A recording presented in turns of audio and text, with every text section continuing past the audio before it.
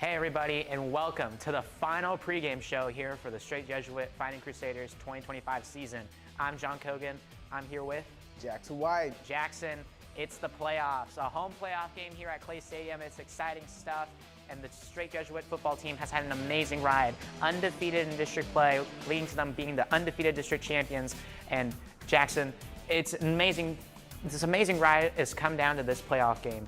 Yeah, the stakes could not be more higher than this. You're talking about a playoff game, but the good thing is tonight that they will have home field advantage, as tonight they will be playing Paetow High School here at Clay Stadium. Paetow High School went 5-5, 4-4 in the district, but we want to talk about that they have a pretty good running back duo, as the running back duo is Crusader, their second string running back that average over 35 yards per game, but their main running back, the one that's starting tonight, Jovan Rodriguez, he averages over 120 yards per game. So this Paetow offense is not one to take very slight of or really underestimate, as gotta play on your toes tonight, as you cannot underestimate teams like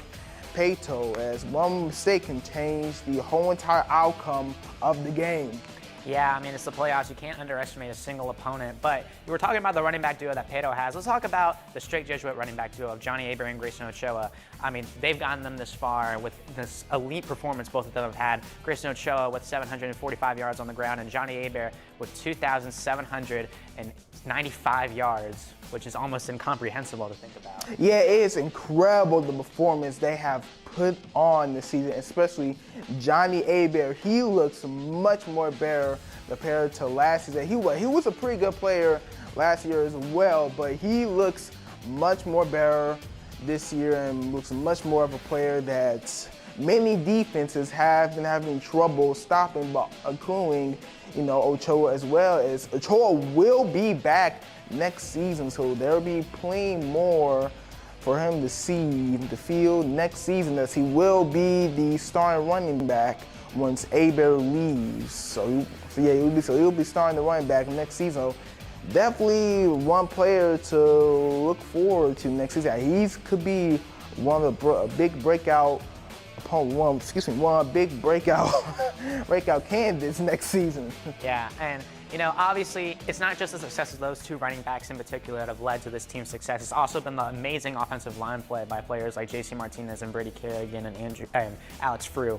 I mean, overall, this Strake Jesuit entire football team this season has just been elite on both sides of the ball. Cameron McNulty having an incredible season. McGregor Byers, the team captain on defense, had an incredible season. I mean, overall, it's come down to this moment right here, right now in the playoffs. And Jackson, I have to ask you, it's your your second playoff game here at Strake Jesuit. You're a senior. You're watching a lot of your friends who are also seniors playing in a major playoff game. This is probably one of the best seasons Strake Jesuit's ever had. How do you feel about commentating? No, this is good. I did commentate last year's playoff game, the second one, but that was a away game. That was the first ever away game that was ever broadcast here on CSN. But this time, I will be fortunate enough to commentate a home playoff game, but it will also be my last football game that I'll be commentating since I'm a senior. And also the last game of the season we will be streaming on CSN. So I'm looking forward to this game. I believe, hopefully, this will be the best game of the season, as playoff games tend to be more intense and definitely be more of a game that you look forward to, especially it's in Friday night, the bright lights. And couldn't get any better than this. So look forward to this game, and I am definitely glad that this is the last game of the season because could have been much more better than this, as Strake Jesuit has been having their best football season in quite a while. But also want to point out that tonight will also be a Christmas themed game. Yeah, it's a Christmas theme. The home atmosphere is going to be very holly and jolly. It's overall going to be an incredible game. All right, we want to thank all of you for tuning into these pregame shows. This is John Cogan and Jackson White signing off for this pregame show, and we'll send you all over to the booth. Have a good night.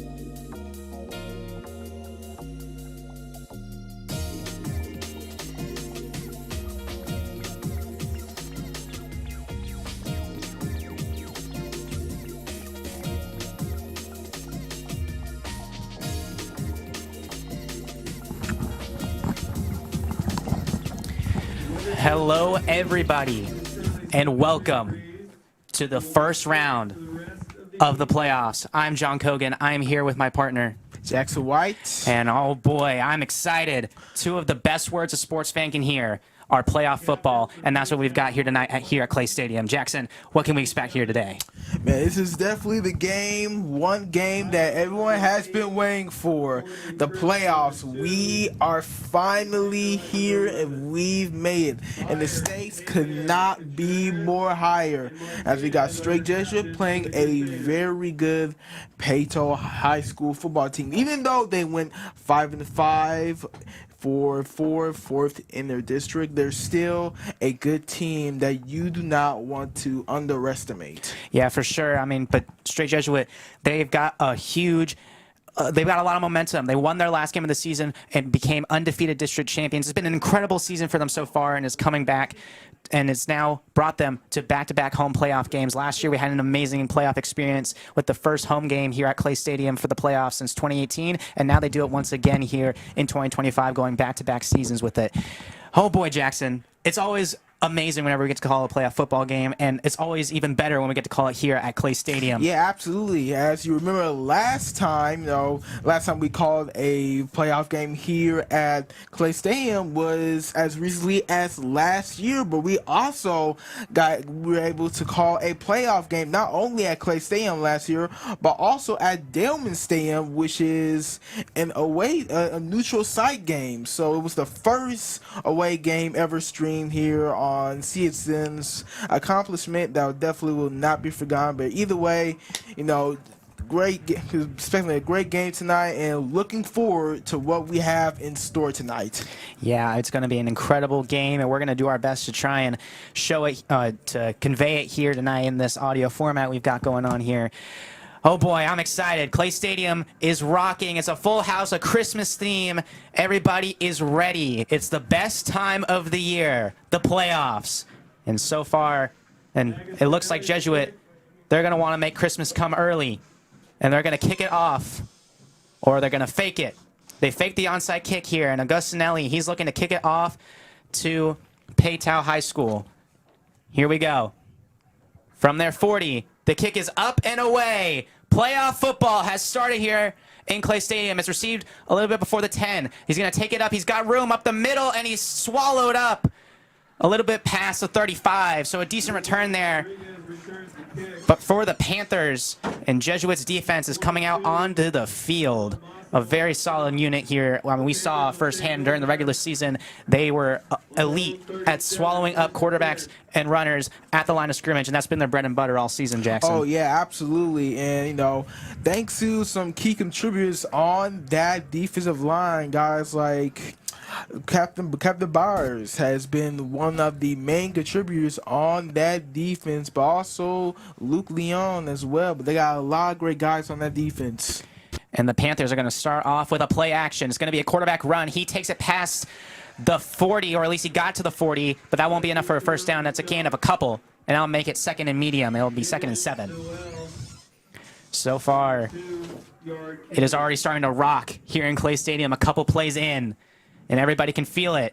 The stadium is shaking right now, and only the second play from scrimmage. They're going to hand it off, and he gets past the 40. He's bulldozing through a pile of bodies close to the 50-yard line. He's being pushed forward, and the Panthers managed to force a couple more yards against the Strake Jesuit defense. That might be enough for a first down. We'll see where they spot it, but that is close to the 50-yard line as they are about to pass midfield here. It will be ruled a first down, so now 1st and 10 at the 48. Yeah, some great pushing by the offensive line of Paetow to get that first down. Quarterback faking the snap, making sure he understands what the play call is here. 1st and 10 from the 48-yard line, about to cross midfield. The Panthers looking to make a statement here in enemy territory to start the playoffs. Here we go. It's going to be a handoff out wide, and he gets past the 50-yard line for a decent amount. That'll make it 2nd and medium. A solid outside run to the left side, and that'll make it 2nd and a couple. 2nd and 5 to be exact at the 47-yard line, now in Strake Jesuit territory. Everybody getting set. Their quarterback, number 17, in shotgun. He's going to hand it off to his running back, who bulldozes up the middle. Gets it past the 45. That'll bring up 3rd down, as they'll still need a couple more to get the first. Yeah, we could see. I won't be surprised here if Paetow will throw it for the first time in this game, or stick to the same plan. Try to run in for first. Oh, we got similar flag. formation. Yeah, it looks like one of the Panthers might have jumped off sides. The Jesuit defensive line was pointing straight to the Panthers. Let's see where they're going to call it. All right, so Paetow jumps off sides. A 5-yard penalty. That'll make it 3rd and 6. A little bit backwards now. It is now 3rd and 6 at the 48-yard line. Paetow is now in a little bit more of a dire situation here. Their quarterback number 14, lining up at the same formation. They got their fullback and their running back behind each other. The quarterback staying to the left of them. It's going to be a snap. They're going to throw it. Looking out wide. He's got a man open. He caught it. We'll see where they rule it. It might be short of the 1st down, though. And it will be. I'll bring up 4th down. A very solid short completion there for the Panthers. That'll make it 4th and 1. We'll see if they're going to go for it here. He threw it towards the right hash mark.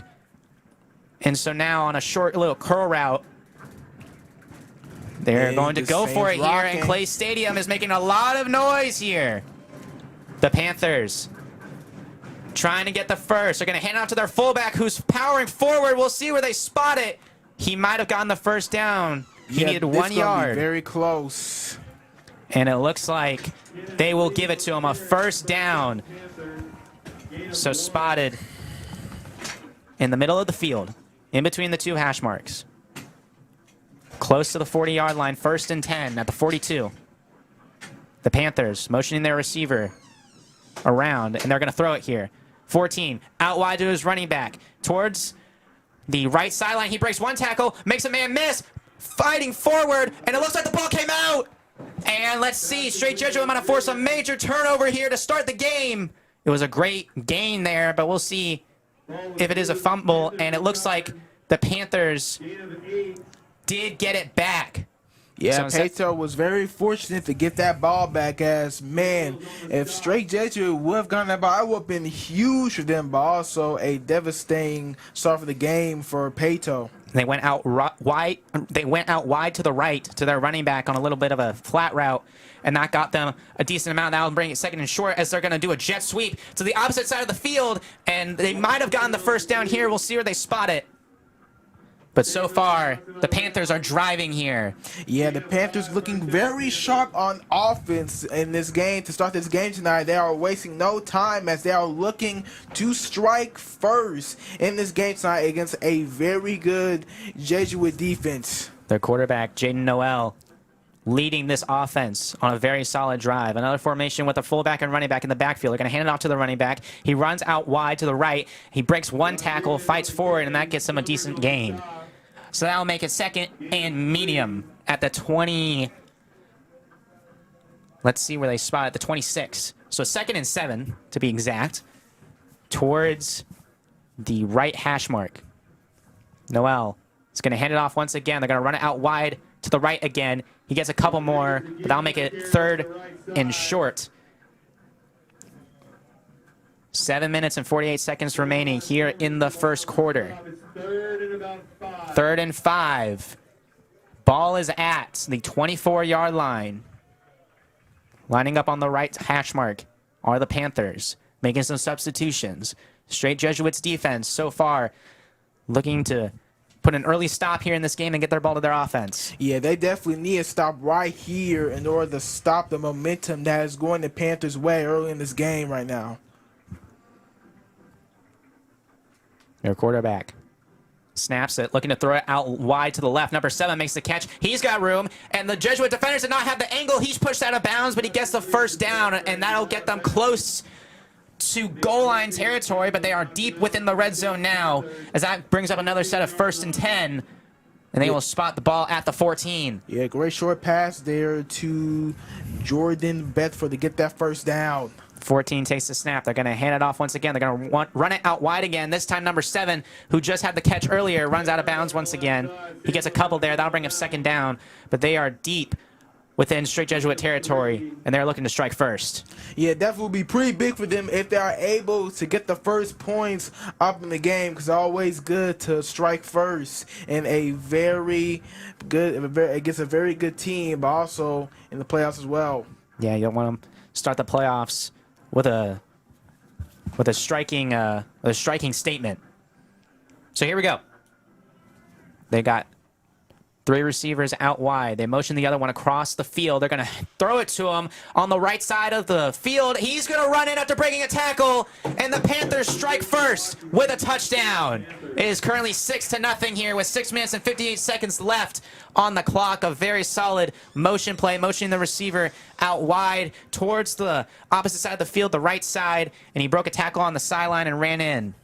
Yeah, the Panthers are utilizing the running game and the short passes, and right now it's been working for them as they're able to get on the board first.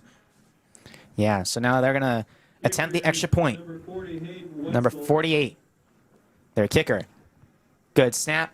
The hold is good, and the kick is good. So with 6 minutes and 58 seconds left, the Panthers strike first. It is 7-0 here in the first quarter. A very solid opening drive that led them all the way across the field, starting from their own around 45.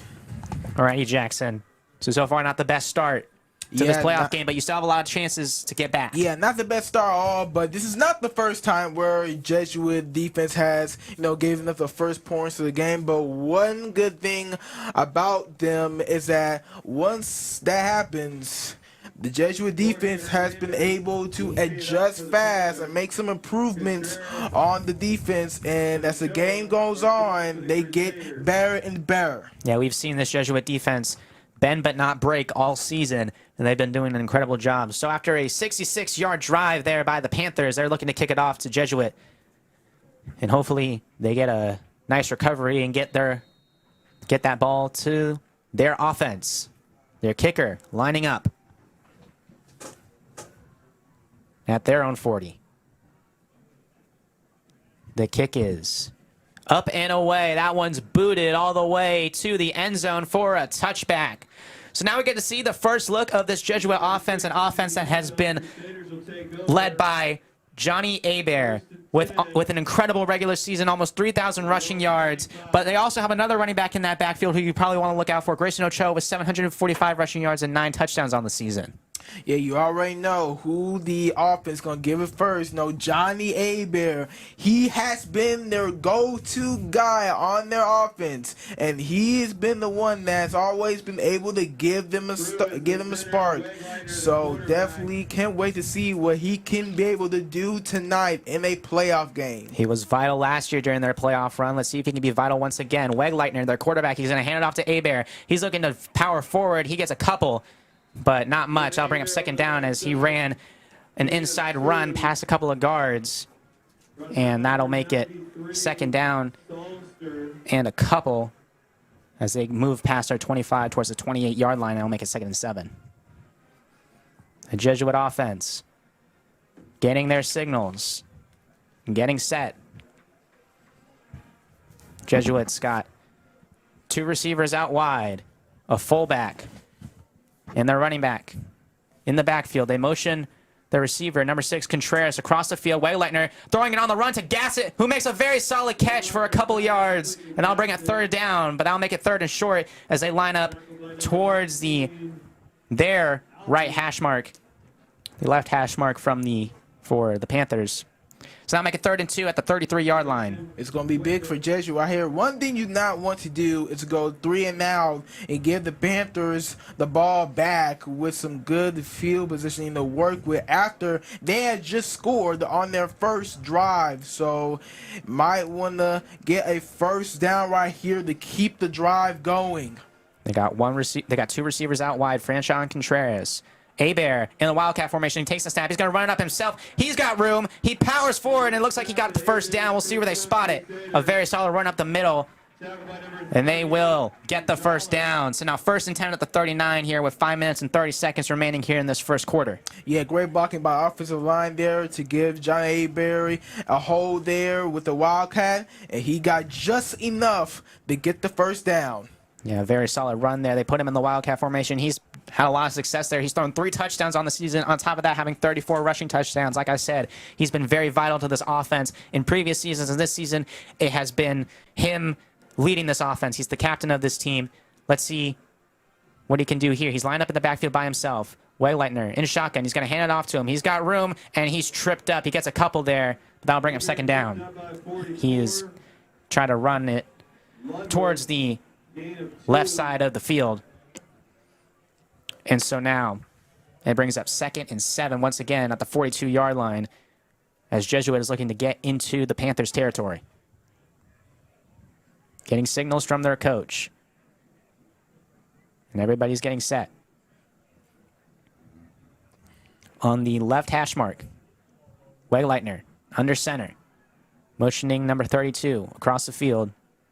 And they're going to hand it off to Abear, who is alone in the backfield. He's fighting forward, plowing through, and he gets a couple more. That'll make it 3rd and short. So another 3rd down opportunity here for the Strake Jesuit offense, who is looking to convert once again. Yeah, they're probably going to go to Johnny Abear again to see if he can be able to get that first down once again. He got one last time with the Wildcat to get the first down, so we'll see if he'll be able to do it again right here on 3rd and short. So lined up in the center of the field, in between both the right and left hash mark. Wegleitner next to Abear in the backfield. And they're going to hand it off to him. He's got room up the middle, and he's got a lot more room. Powering forward, he easily gets the first down.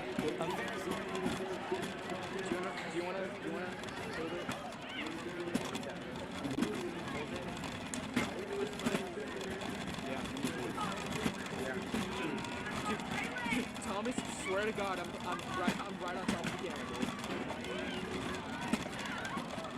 I would not lie to you, Thomas. I am protecting. Here comes the Jesuit offense lining up on the right side of the field. Getting set. Another type of jumbo formation. They have Ochoa in now. They're going to toss it out wide to him. He was a very solid rusher this year with 700 yards. He gets a couple there.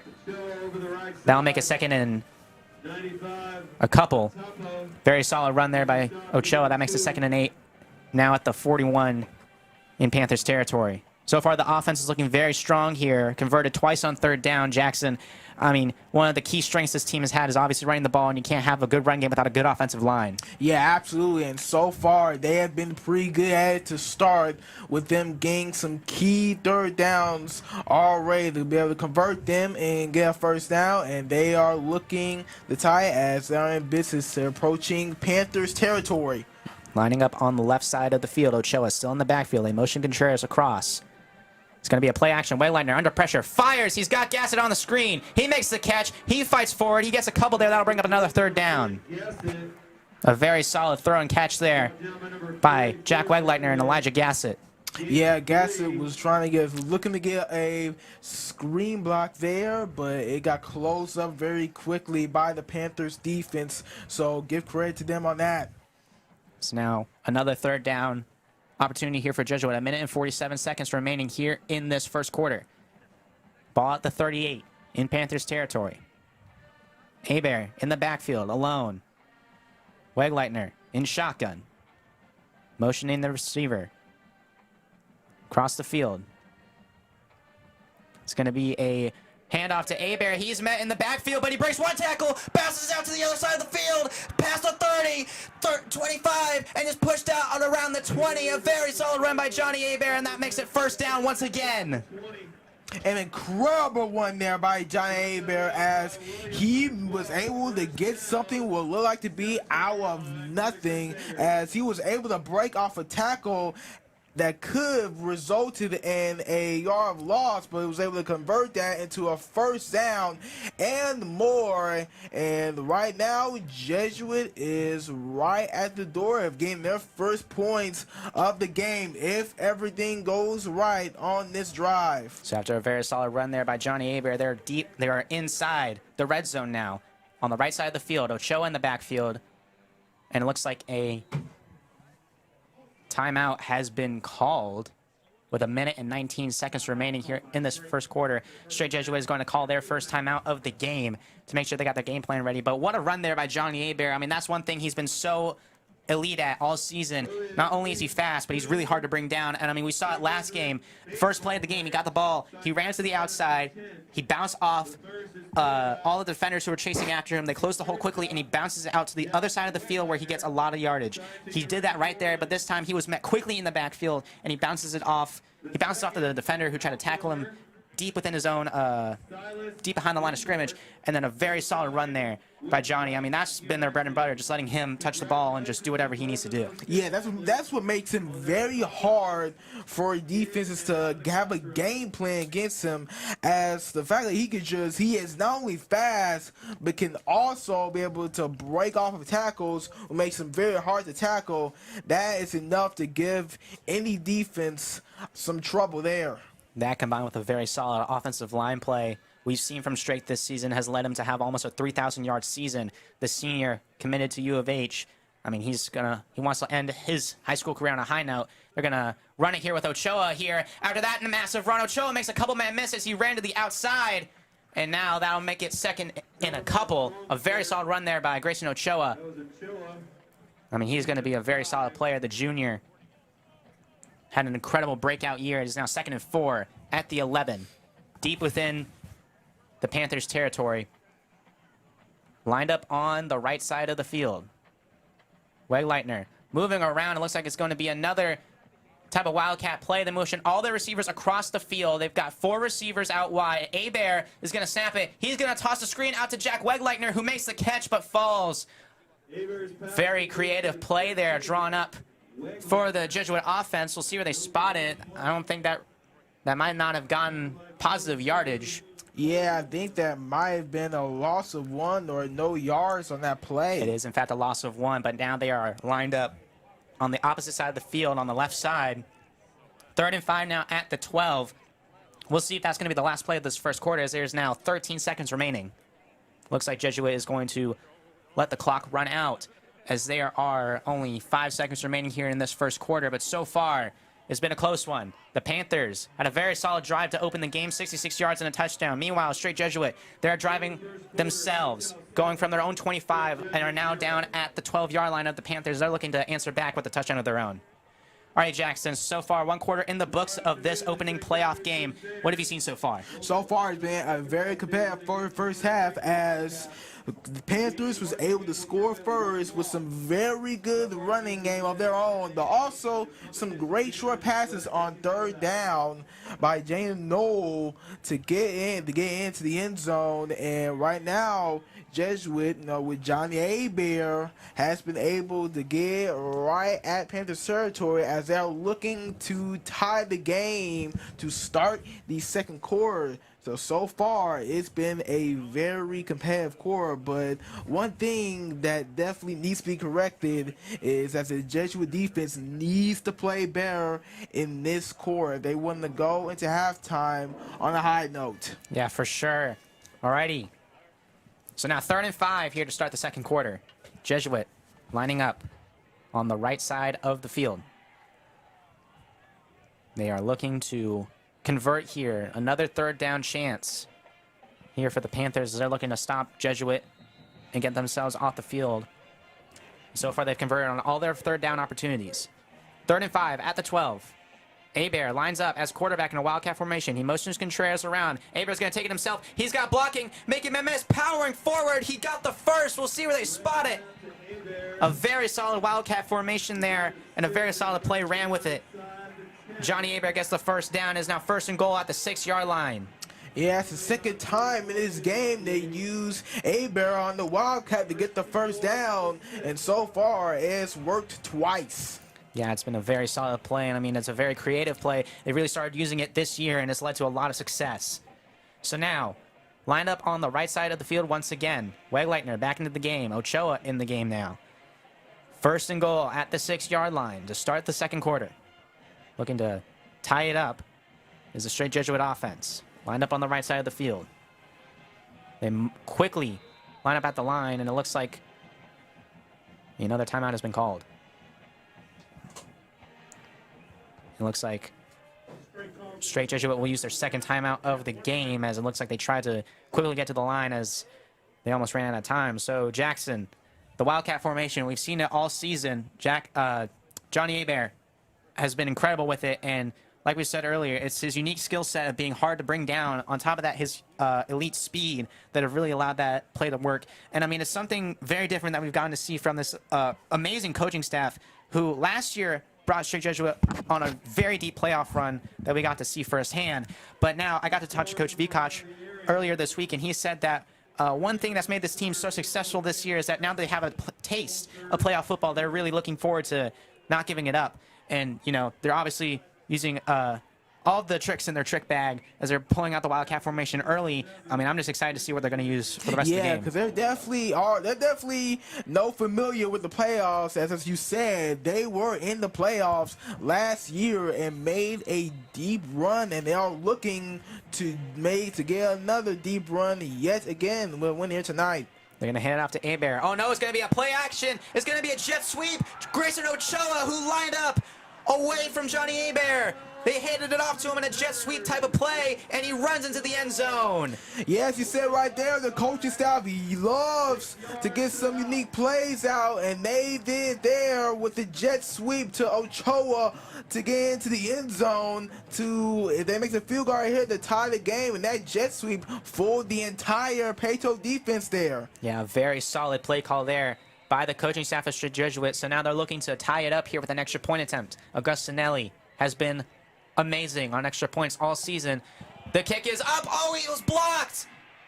The Panthers blocked it, and they're going to try and take it back for some extra points. He won't be able to, but a very solid special teams play by the Panthers, and so the game is now 6-7 with 11 minutes and 13 seconds remaining. Yeah, that is something you do not see every day, the extra point being blocked and almost taken in to the end zone. Hey, not been tackled. Yeah, it was a very solid special teams play, but Strake Jesuit gets on the board after a very solid drive. I mean, Johnny Hebert and Jack Wegleitner and Grayson Ochoa leading the charge, so now they are right back in it, taking off a lot of time. So far in 2 quarters, we have had a touchdown on both sides, but currently it has been the special teams that have been deciding the lead of this game. So now Strake Jesuit is looking to kick it off to the Panthers, and we'll see what their offense can do. Yeah, they have definitely been able to adjust well all season long after a team gets up on the board first. So we are going to see right here if they are able to make some adjustments and help them get a much more better start in this second quarter. This Jesuit team is definitely no stranger to comeback victories. One of the biggest wins that every person who we've interviewed, who's a part of this team this season, they've said one of the biggest wins they've had all year was a game against Fulshire, where they were down 14-0 early on, but they came back and won it in an amazing game. So Jesuit, now only down by 1 point, I think they're definitely capable of making sure they come back. They're going to try an onside kick here, and it does not get the bounce they wanted.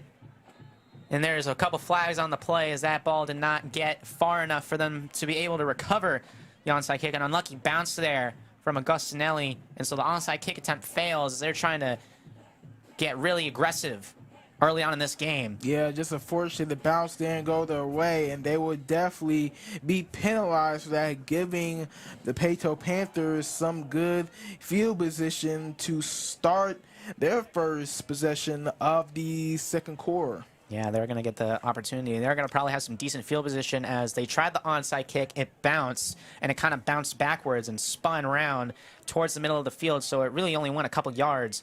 It did not get to the 10-yard threshold that you are allowed to go and receive the onside kick attempt, so they just threw the flag, and we'll see where they spot the ball. Looks like they're discussing on whether it is a flag or not, as nobody went to go and receive it on the Jesuit side, as it didn't get past the 10-yard threshold, as I mentioned previously. But so far, Jesuit, they're not looking like they're going to back down. It's really just been you were saying?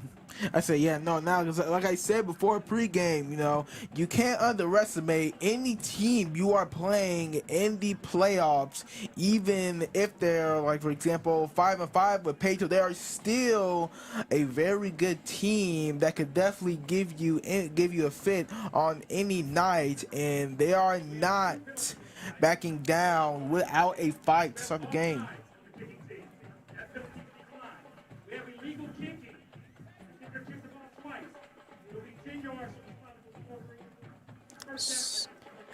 So 2 penalties on the Strake Jesuit special teams moves the ball up an extra 10 yards.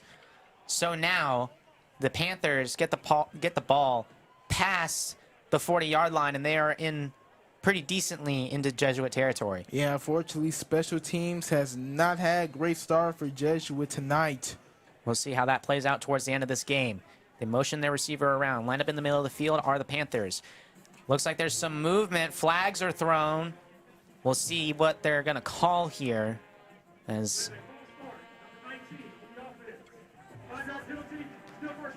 So the Panthers have a false start. They'll move back 5 yards. So now 1st and 15 on the 37-yard line in Jesuit territory. Number 14, Jaden Noel, has so far led an incredible drive to start the game. Let's see if he can continue that success here in the second quarter. They line up in the middle of the field. Noel in the backfield with another 2 running backs alongside him. A high snap. He's going to throw it out wide on a screen to number 17, who trips up and he falls. He had good blocking, but he lost his footing.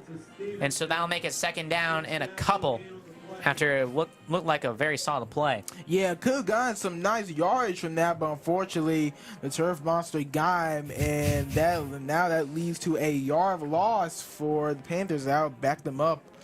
They're going to motion their receiver across the field. They're going to hand it off to their running back, who runs it a couple yards past the line of scrimmage, who is quickly swallowed up by number 91 on the Jesuit team. McGregor Byers, a senior captain, so far had an incredible season. And now that brings up 3rd and 10 as the Panthers line up on the left side of the field. The crowd is rocking once again. Another 3rd down situation in Clay Stadium is letting them know it. Here we go. Noel with 2 running backs next to him on his left side. He takes a snap. He's looking to throw it downfield under pressure. Pocket collapsing. He's moving around. He breaks 1 sack, but he can't break out of another. The Strake Jesuit defensive line swarms on him. And number 97, Victor Sicardo, it looks like he came up with the final tackle, and that'll bring up 4th and very long after a very solid effort by the defensive line.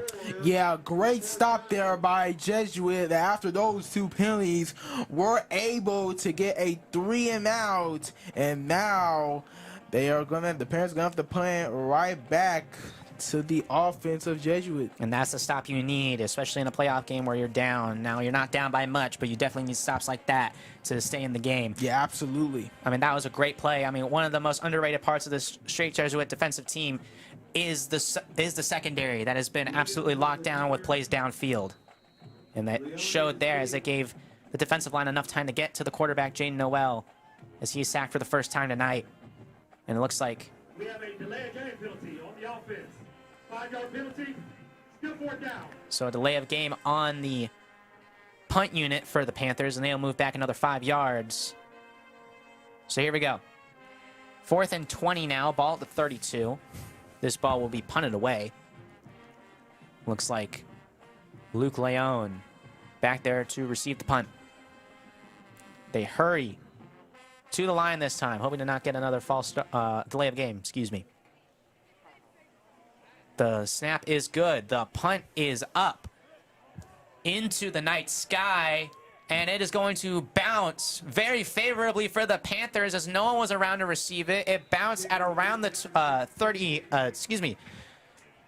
the 25-yard line of Strake Jesuit territory and bounced past the 20. So that'll make it 1st down and 10 at the 17-yard line here for the Jesuit offense, and they're looking to add on to the scoring, as they're only down by 1 point, but they got a lot of coverage to make up. Yeah, there is absolutely still enough time for Jesuit to come back and, you know, take the lead, as we're still in the second quarter, only 9 minutes and 4 seconds left, so that's enough time for Jesuit to come back and take the lead, as they're only down by 1 point. Alrighty, so now lining up on the left side of the field. Looks like Abear in Wildcat formation once again. He's going to take it himself. He's looking for some room. He's got some room. He powers forward. So they will stay on the left side of the field. That'll make it second and 3 actually. Ball at the 24. Jesuit wearing a pure green outfit, green pants, green jerseys. Meanwhile, the Panthers wearing all white. So now, here we go. Ball at the 24. Jesuit making sure they get set. They've got 2 receivers out wide so far. They now have Abear still in Wildcat formation. They motion Contreras around. He's going to run it himself again. He's looking to get the first, but he's swallowed up behind the line of scrimmage. He's still on his feet, but they're going to rule him down. He tried to stay on his feet and break a couple of tackles, but he couldn't. And so that will be a loss of yardage, as that'll bring a 3rd down. So now, 3rd and 4. A loss of, I believe, 1. And the ball is at the 23-yard line. And Jesuit now in another 3rd down situation. So far, they've converted on all their 3rd down attempts. Let's see if they can convert on another. Still on the left side of the field. Wegleitner in the game. Everybody's making sure they're in their right spot. Wegleitner in shotgun. Abear behind him. It's going to be a play action. Wegleitner is under pressure. Fires it to Abear, who makes the catch but is pushed out of bounds. Very solid throw and catch there, but it won't be enough, as that'll bring a 4th down here for Jesuit. Let's see if they're going to go for it here. They're deep within their own territory, and they will not. They'll bring on the punt unit. Yeah, good decision there. You don't want to go for it this back in your own field, but also if you don't make the 4th down, that will give Panthers a great field position to increase their lead. So good call, not going for it here. 4th down. So after one very solid stop by the Jesuit defense against the Panthers have a very solid stop against the Jesuit offense. So now here we go. Lined up on the right side of the field. And it's going to be a fake punt attempt. We'll see where the ball is. And it looks like that caught everybody off guard. That might have been enough to get the 1st down. It was snapped directly towards one of the players in the backfield, and it looks like they got it. They snapped it directly to one of the players in the backfield. He ran across the field and got the 1st down. A very solid play call, and that's back to what I was saying earlier. That was in some incredible play calling. That even caught us off guards, and now that was very gutsy, but it was able to pay off for Jesuit. But man, that is some incredible play calling. It took us by surprise as well. It looks like they were going to punt it away, but they call the fake punt, directly snapped it to the running back, who then ran across the field towards the left side and got the 1st down. So now a new set of downs here for Strake Jesuit. They are now 1 for 1 on 4th down conversions. And they are looking to let this drive continue. 7 minutes and 18 seconds remain on the clock at the 27-yard line in their own territory. Wegleitner in shotgun. He's going to hand it off to Abear. Looking for some room. He's got room. Making men miss. And he falls forward. Gets a couple there. And that'll make it 2nd and short. Very solid run there. 2nd and 1 to be exact at the 36-yard line. 38 Gonzalez on the stop. Alrighty. Lined up in the middle of the field. Gassett and Contreras out wide. Ochoa in the backfield. Wegleitner under center. They snap it. They're going to hand it off to Ochoa, who had a little bit of room, but he couldn't find the hole fast enough as the Panthers met him quickly in the backfield. He might have gotten the 1st down, though. We'll see where they spot it. And it looks like they did. They'll give him the 1st down, so a very solid effort there by Grayson Ochoa, who fell forward to get the 1st. Now make it 1st and 10 at the 37-yard line. Yeah, the run game is, of course, doing all the work with no surprise, as they've been doing a pretty good job keeping Jesuit's drive alive. So now lining up on the right side of the field. Wegleitner under center. Play action to Abear. He's going to roll out. He's got a lot of room. He fires on the run, and it's a little bit overthrown. He led his man a little bit too far. That'll be incomplete, and that makes it 2nd and 10. It was a very solid play action attempt. Wegleitner faked the handoff to Abear on the right side of the field, rolled out left. He had a man, but he led him a little bit too far for an incompletion, and now into 2nd and 10. Ball still at the 37. They remain lined up on the right side of the field as there are some substitutions being made. Everybody lines up. Wegleitner in shotgun now. Abear still in the backfield. They're going to hand it off to him this time. He's looking for some room. Abear powering forward, and another very solid run there by Johnny, and that'll make it 3rd and short. But they are close to another set of first downs. Yeah, wouldn't be surprised if they use the Wildcat formation again to try and get that first down. It's already worked twice. Why not go for it 3rd time? 3rd and 3 at the 44-yard line, close to midfield. Wegleitner rolling out wide. They're going to try the screenplay from earlier. Abear going to be the quarterback. Here we go. Abear, he's actually going to run with it in a Wildcat formation, but he's pulled back. A very solid effort by the Panthers.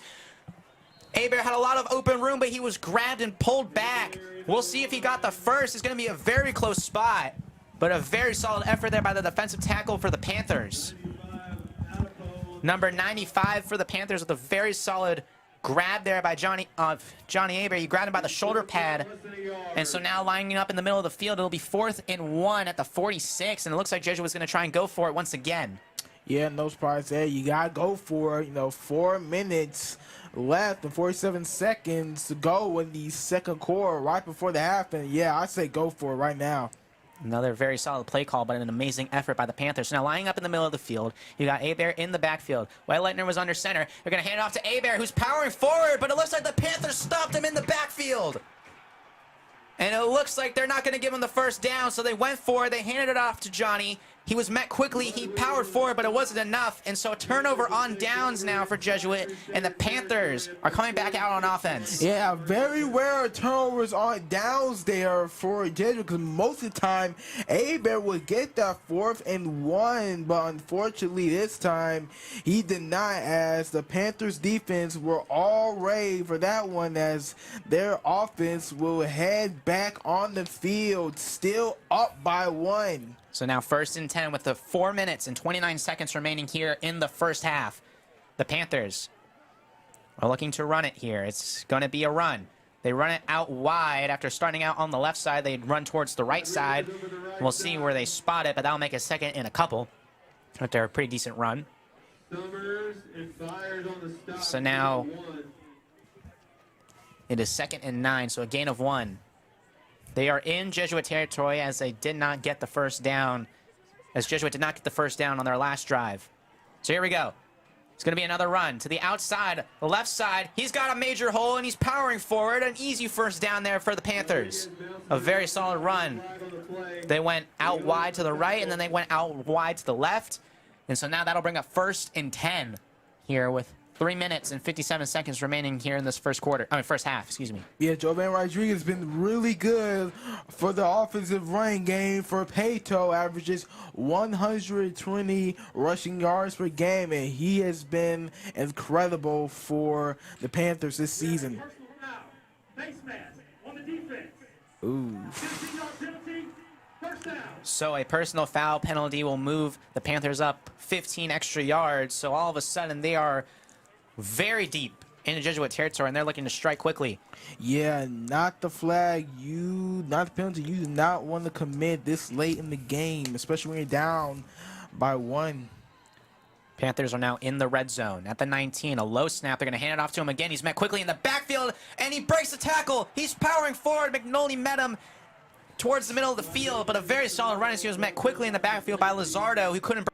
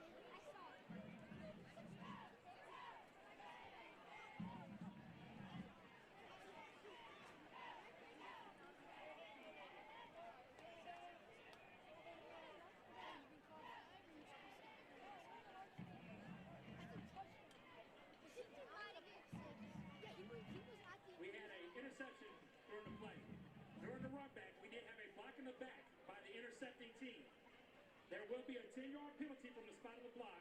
It's Strake Jesuit's ball, first down.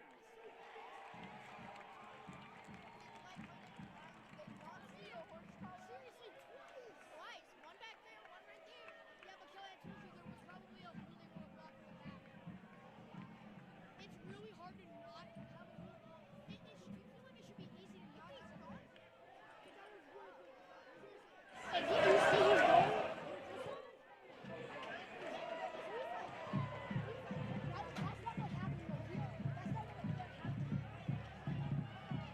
If he's like 2 yards in front of you, but you know what Andre said? That if they pick at all, don't use it.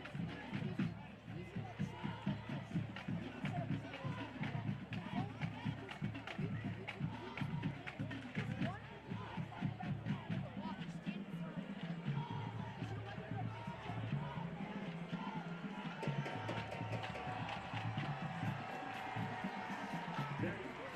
There was a fourth call at the end of the run. That penalty is declined by rule, or you would have a replay of the down.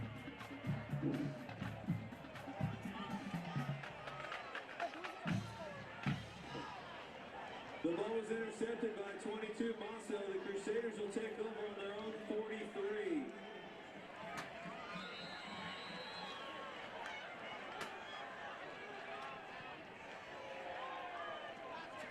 Yes, that was a great block.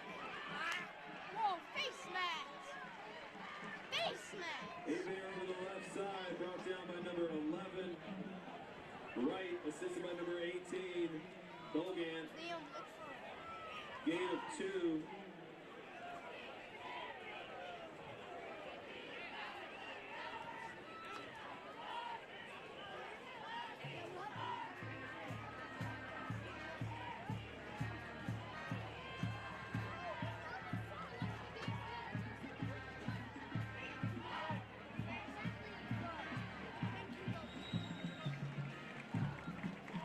Avery over the left side.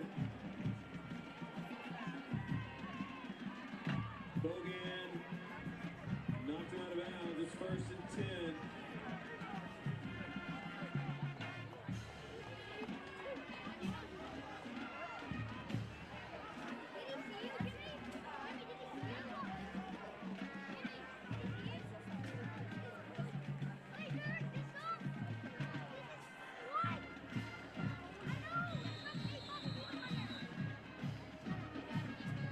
We have reached the 2-minute timeout.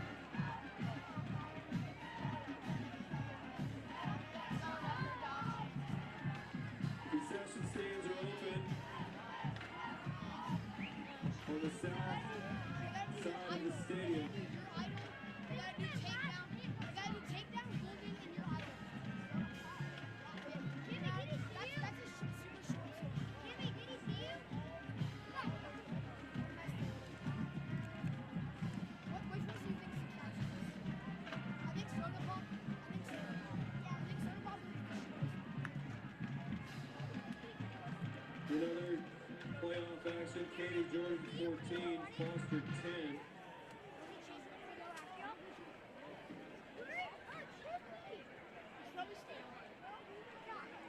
Cinco Ranch 14, Fulsher 0. I just want to watch the next play. One play and then we'll go. I'm calling it right now. Number 5, Johnny Aguirre, touchdown.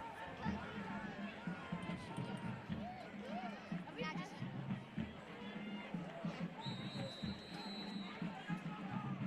having a quick pass or question time? Slant. Side slant. Yeah, just do a quick this. Called it. I called it. Dots. It's a wait.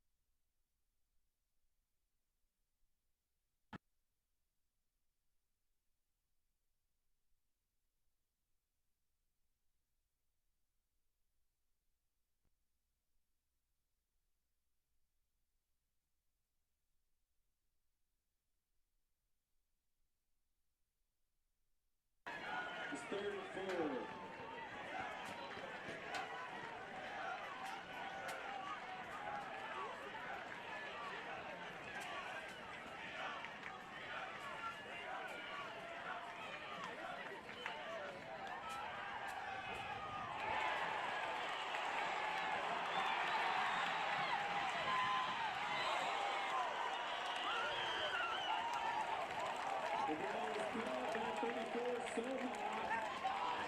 All the way down to the 1-yard line. First and goal, Crusaders.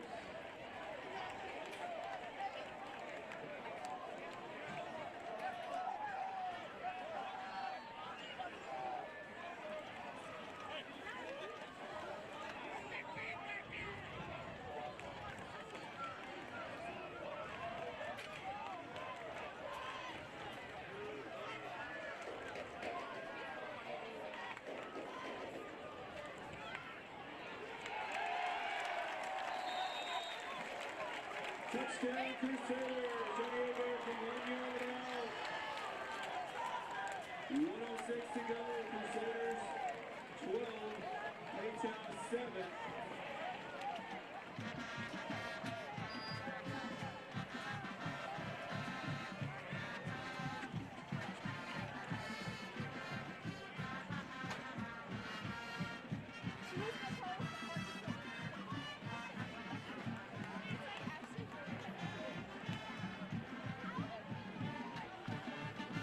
Crusaders will try for 2.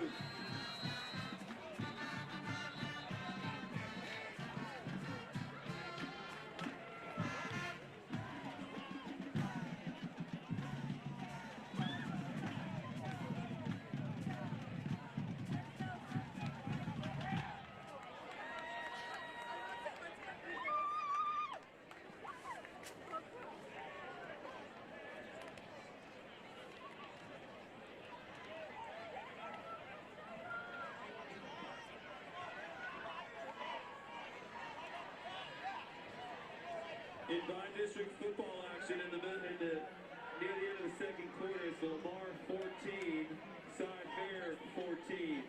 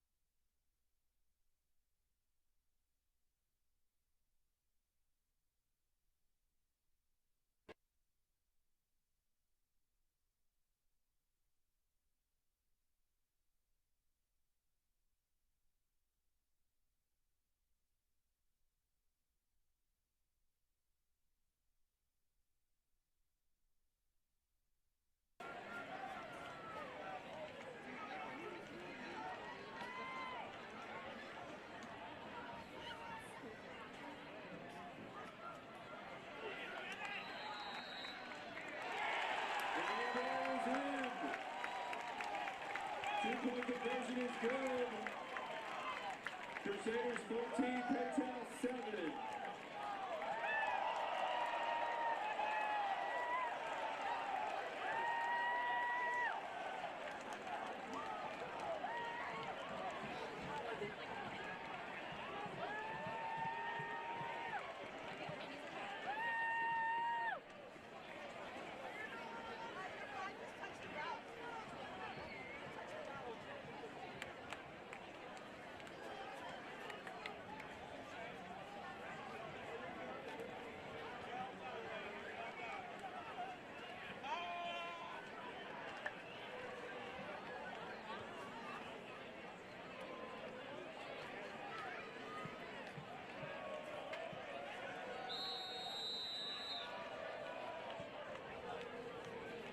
Now Curry to kick. Are you gonna watch them? I'm gonna watch them.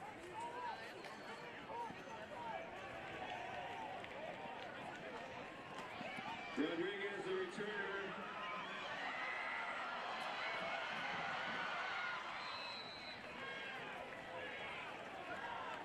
The flag on the play.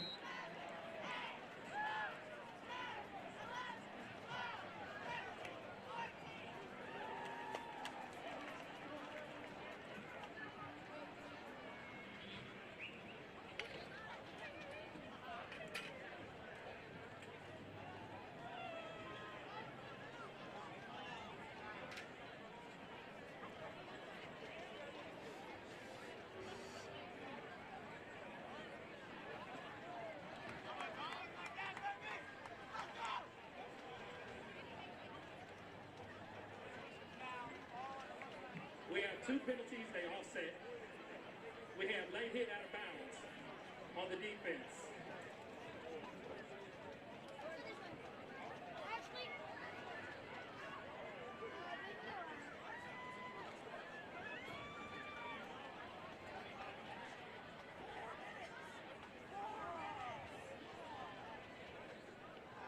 We had shoving on the kicking team after the play out of bounds. We had a late hit out of bounds on the white team. Both of those penalties all set. First down. Paetow's ball on their own 35.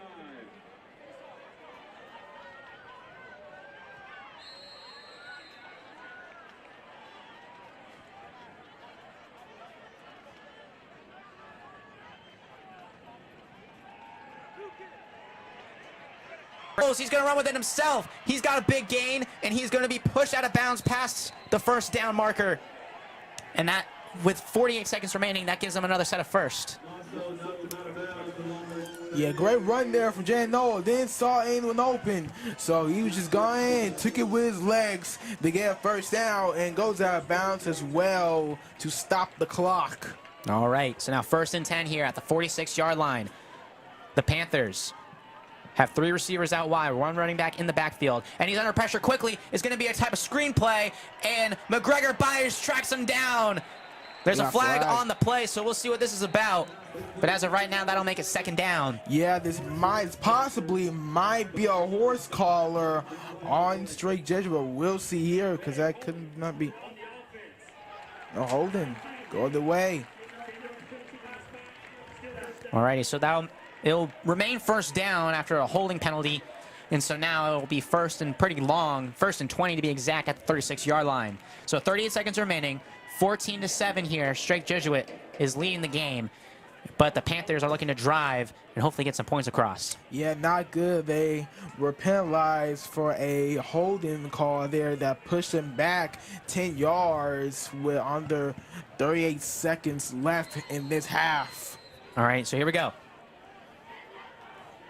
They snap it to their quarterback on the left side of the field. He's looking downfield to throw. He's under pressure quickly. He's rolling out. He is going to fire it way downfield for his man. It is overthrown. Incomplete. And that'll make it 2nd and 20 with 26 seconds remaining. The Jesuit defensive line pushed him all the way out to the left sideline. He launched it downfield. He had a man open, but it was a little bit too far. And that brings up 2nd and 20. Ball remains at the 36. They also remain on the left side of the field. The Panthers hoping to at least get a field goal before halftime. Reminder, they will be kicking off to the Jesuit offense to start the 2nd half. The crowd is making sure they put up a good atmosphere. Another type of screen pass. It's almost dropped, but it's caught by I believe that is number 6, who gets a very solid pickup. And so that'll make it 3rd and a couple, but it's a very solid gain. With 10 seconds remaining, they get past midfield. Yeah, great run there by number 6, the senior fullback, Lee Kenneth, to get the first down. And let's say that either way, Panthers have enough yardage to try and go for a Hail Mary to get a few more yards to try a long field goal. Yeah, Noel, their quarterback, he's shown that he's got a cannon of an arm a couple of plays ago. So now it is 3rd and short with 12 seconds remaining here past midfield in Jesuit territory. 10 seconds remaining. And, you know, I've already mentioned it a couple times, but Jesuit will be receiving the ball at the start of the 2nd half. So this is an integral play here for the Panthers, because you don't want to be going into the 2nd half kicking the ball off while you're down. Yeah, absolutely, especially when Jesuits already scored on the last drive. So the last thing you want is to start the 2nd half, kick it off to Jesuit with them having a chance to increase their lead. So you have to get something here, hopefully, for them. All right, lining up on the left side of the field. The Panthers have 3 receivers out wide, 1 running back in the backfield. They still have 2 timeouts. They're going to throw it. Noel looking downfield. He's got a man on the sideline, and it's incomplete. He led him a little bit too far. 7 seconds remaining. It is 4th and 2. Yeah, now I would say they would definitely will have to try for a Hail Mary as it's 4th and 2 and only 7 seconds left before halftime. All right, 4th and 2 at the 46-yard line. 14-7, 7 seconds remaining. This will most likely be the last play of the first half. Here we go. The Panthers at the 46-yard line on the left side of the field. 3 receivers out wide to the right. 1 receiver out wide to the left. He's looking downfield under pressure. Rolling out. He's looking. Flag on the play. We'll see what this is about, but Noel, he's got a lot of room. He's going to take off with it himself, trying to make some magic happen. He gets a couple of blockers, and he's making some men miss. He's still on his feet, and he's tackled down past the 25. There's a flag on the play, so we'll see what this is about.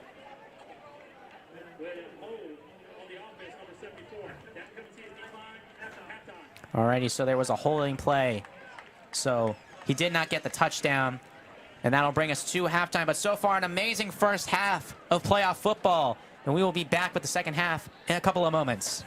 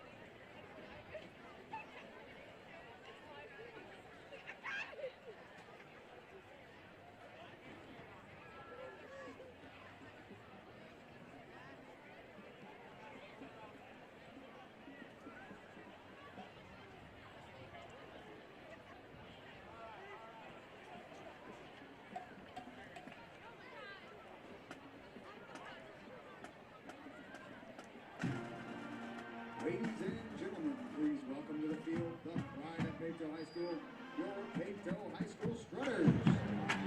The Strutters are under the direction of Renee Love Young and Liz White.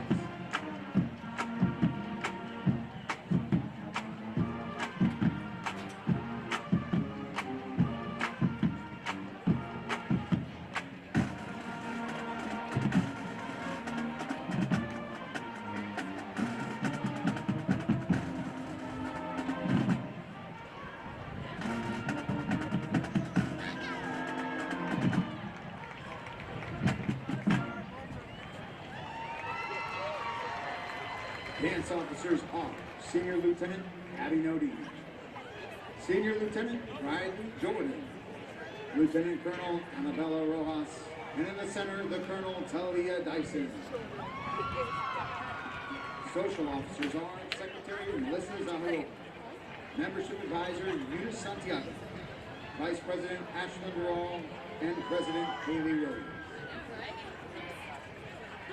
On Wednesday, our starters competed in the TDEA Fall Field Assessment, earning a Division I rating.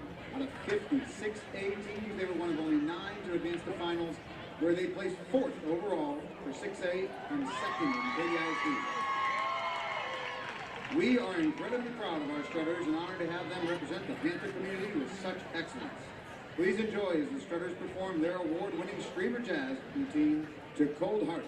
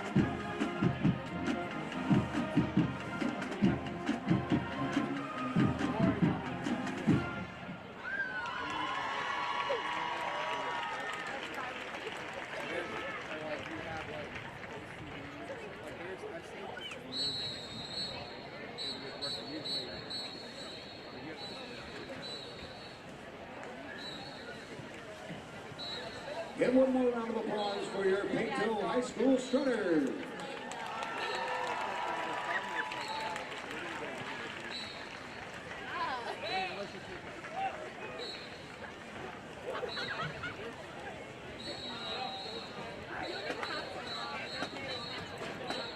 I know that it's bad, but my dad And now joining us from Katy, Texas, please welcome the Paetow High School Marching Band. The Color Guard Playoff Princesses are Camalori Daramola and Alejandro Jimenez. The Paetow Band new member of the week is Aiden Wright. The Paetow Band student leader of the week is Maxine Ponce.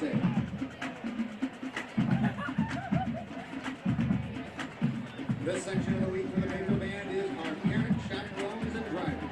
Thank you for always taking care of our students and adults. We appreciate all that you do for the Paetow Band program.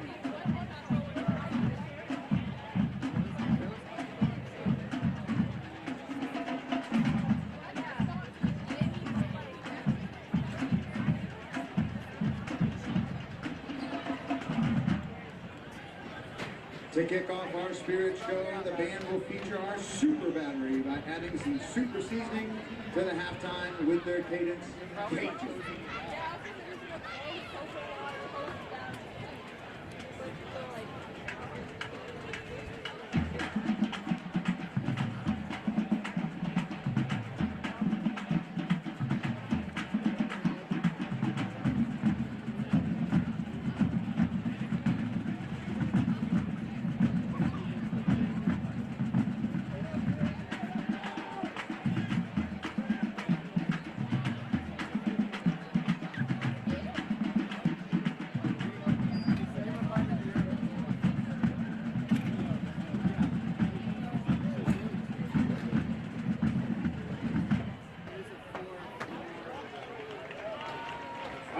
the band is turning up the attitude with a hit that's all about strength, confidence, and unstoppable energy. Here's Demi Lovato's Confidence.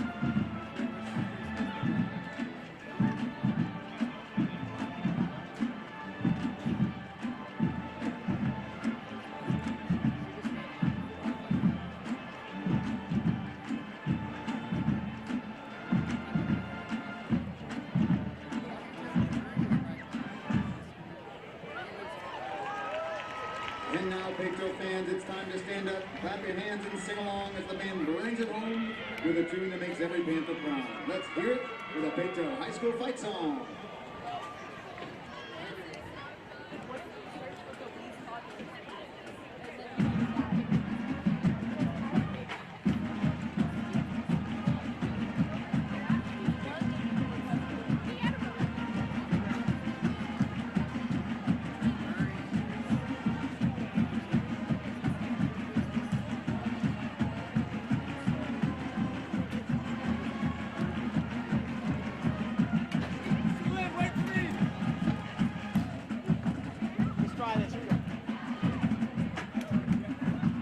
The directors of the Paetow High School Band are Brent Redden, Kevin Thompson, Chandler Long, Dara Joyner, and Tony Rodriguez. Paetow Band program was established in 2017 with a dedication to excellence in performance and community involvement. The Paetow Bands are consistent UIL superior ensembles, earning first division awards in every year of existence. Please give it up for the often imitated but never duplicated red, blue, and black acoustic attack, the Paetow High School Marching Band.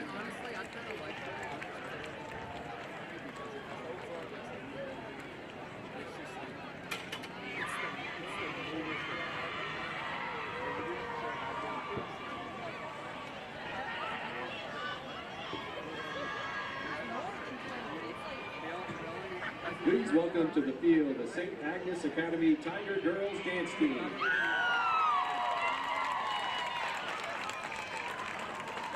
Tonight, the Tiger Girls will be performing a routine by their competition team. Competition captains are Alex Wong and Julia Chang.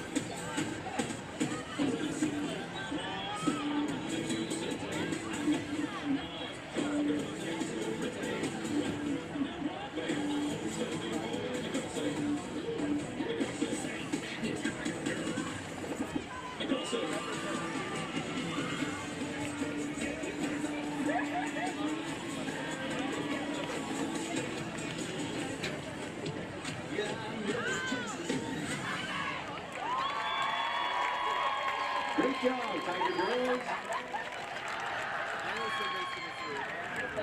Now, please welcome the Jesuit band and cheerleaders to the field.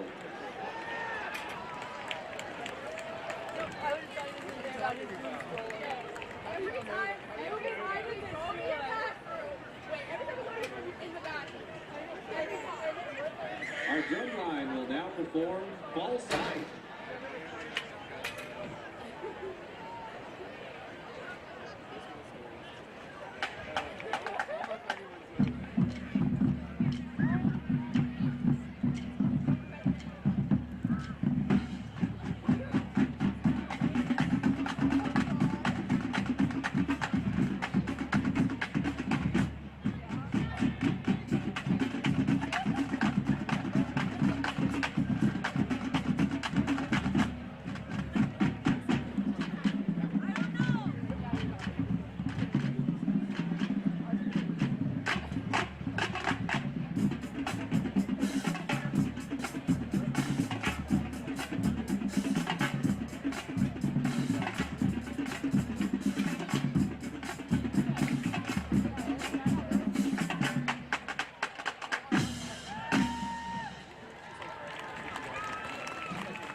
Next, our band will perform the K-pop Demon Hunters hit, Golden. The band is led by drum majors Dee Nguyen and Sophia Clark.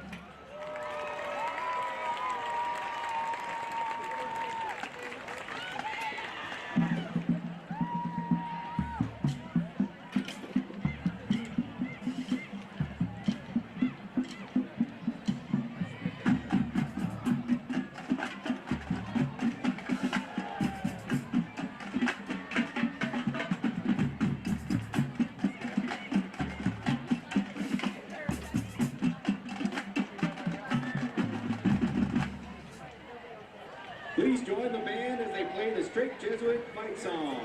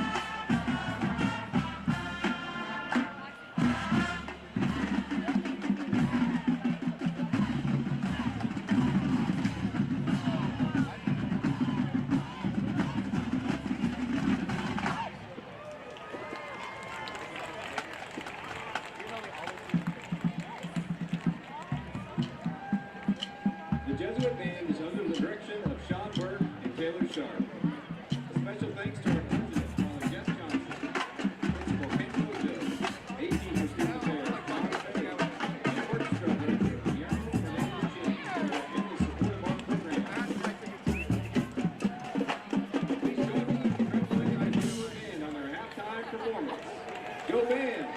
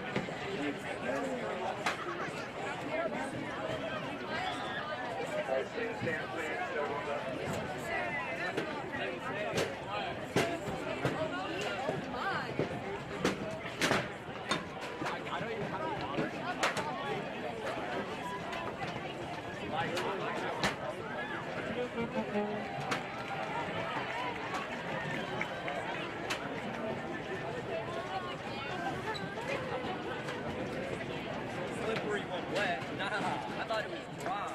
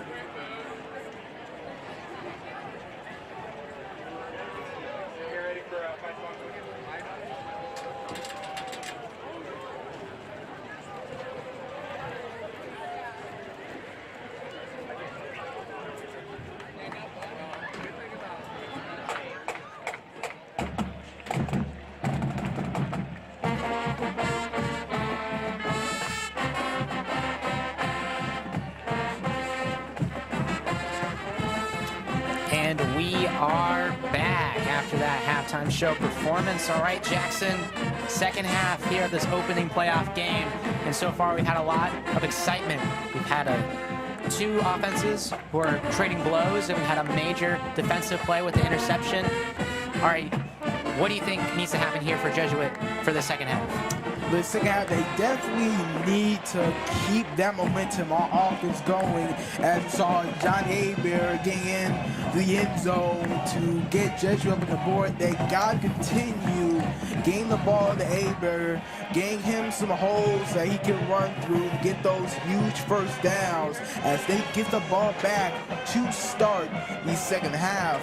But the defense has started to adjust and has started to get better. As I said, you know, even though they gave up those first points in this game to the Panthers, they have gotten better every possession since then as they got that key interception that led to that, and that led to that same drive that they were able to get the lead. So far, it's been a defensive slugfest in this game, and it's been a very low-scoring game.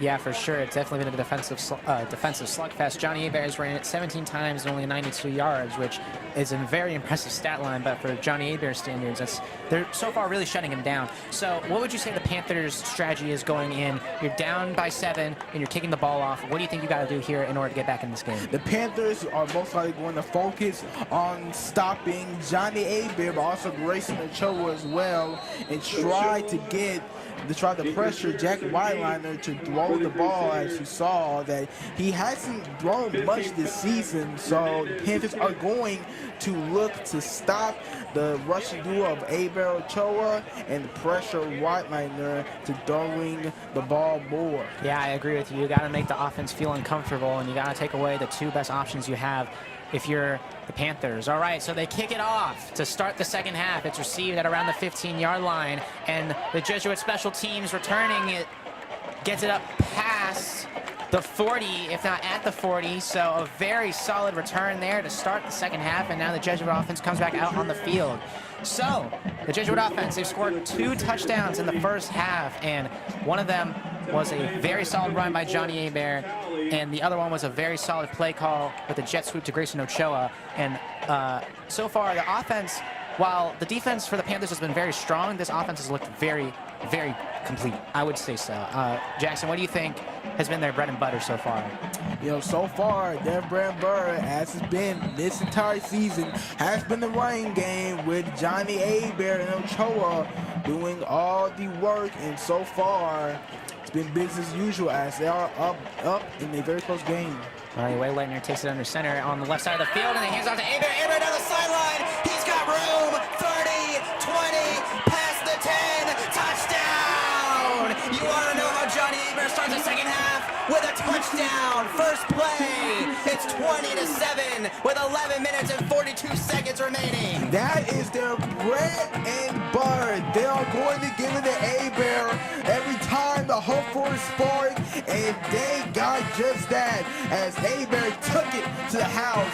Only need one play to do it. We were waiting for an explosive play by Johnny, and he got it right there. And just like that, Jesuit is back in the driver's seat firmly. They're going to attempt the extra point here with Augustinelli. The snap is good, or it wasn't. It was not a good snap, and it's blocked once again. That's going to be the second block of the night here for the Panthers. So it is 20-7, but a very electric start here to start the second half for Jesuit. And so just like that, it is a 2-score game. I mean, wow. You want to start the second half off with a bang. That's how you do it. Yeah, absolutely. It did not take long. As I said, the only way the Panthers were going to stay in this game was they need to find a way to stop Johnny Hebert, and right there, they let him run all the way to the end zone.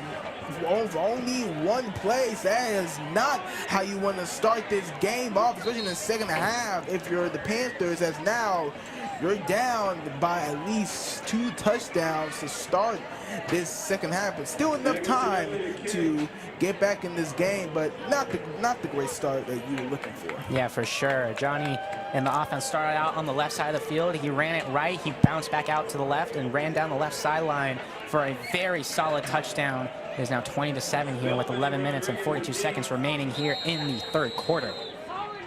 And to start the second half, Jesuit will fake the onside kick. And they're actually not going to fake the onside kick. They fake the fake. And it looks like the Panthers almost lost it, and it looks like they might have recovered it. So a very, very good sell by Agostinelli to try and get the onside kick. But it does not go in their favor, and the Panthers now get their offense back out on the field. So after a quick touchdown given up by the defense, the Panthers offense comes on the field. Yeah, Jesuit went with the aggressive route there. They tried to get the onside kick, but the Panthers were able to recover, and they get some good field position to start their first possession of the second half. All right, so that's their first possession. They're at the 48-yard line. 1st and 10 on the left side of the field. And so far from what we've seen of the Panthers, they got a solid offense, but the Jesuit defense has been very, very strong against them. They seem to have them figured out as Noel, their quarterback, number 14, lines up with a running back in the backfield. They're going to hand it off to him. He runs it to the outside, and he's going to get a decent amount of yards. He's being pushed forward for a couple more yards. That'll make it second down, but he'll be very close to the first down marker. Rodriguez, he's had a very solid night. He's had some very solid production here today. So here we go, Rodriguez and Noel in the backfield by themselves. They're going to hand it off to him once again, and he powers forward for the first down. So just like that, 2 plays in, they are past midfield in Jesuit territory. They remain on the left side of the field as they are now getting their signals from the head coach.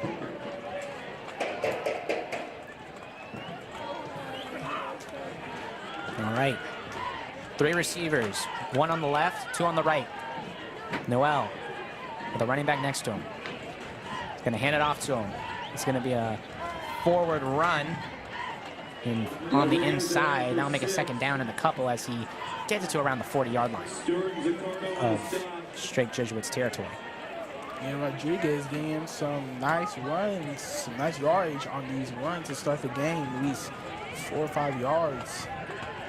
All right. So here we go. 3 receivers out wide on the right side. There's going to be another run here. This time to number 7, who gets a couple more yards. He'll be close to the first down. We'll see where they mark it. It looks like they might give it to him, and they will. So another solid first down run there. It is now 1st and 10 at the 33-yard line of Jesuit territory. At the Crusader 33. All right, now on the left side of the field. 3 receivers out wide once again. Similar formation.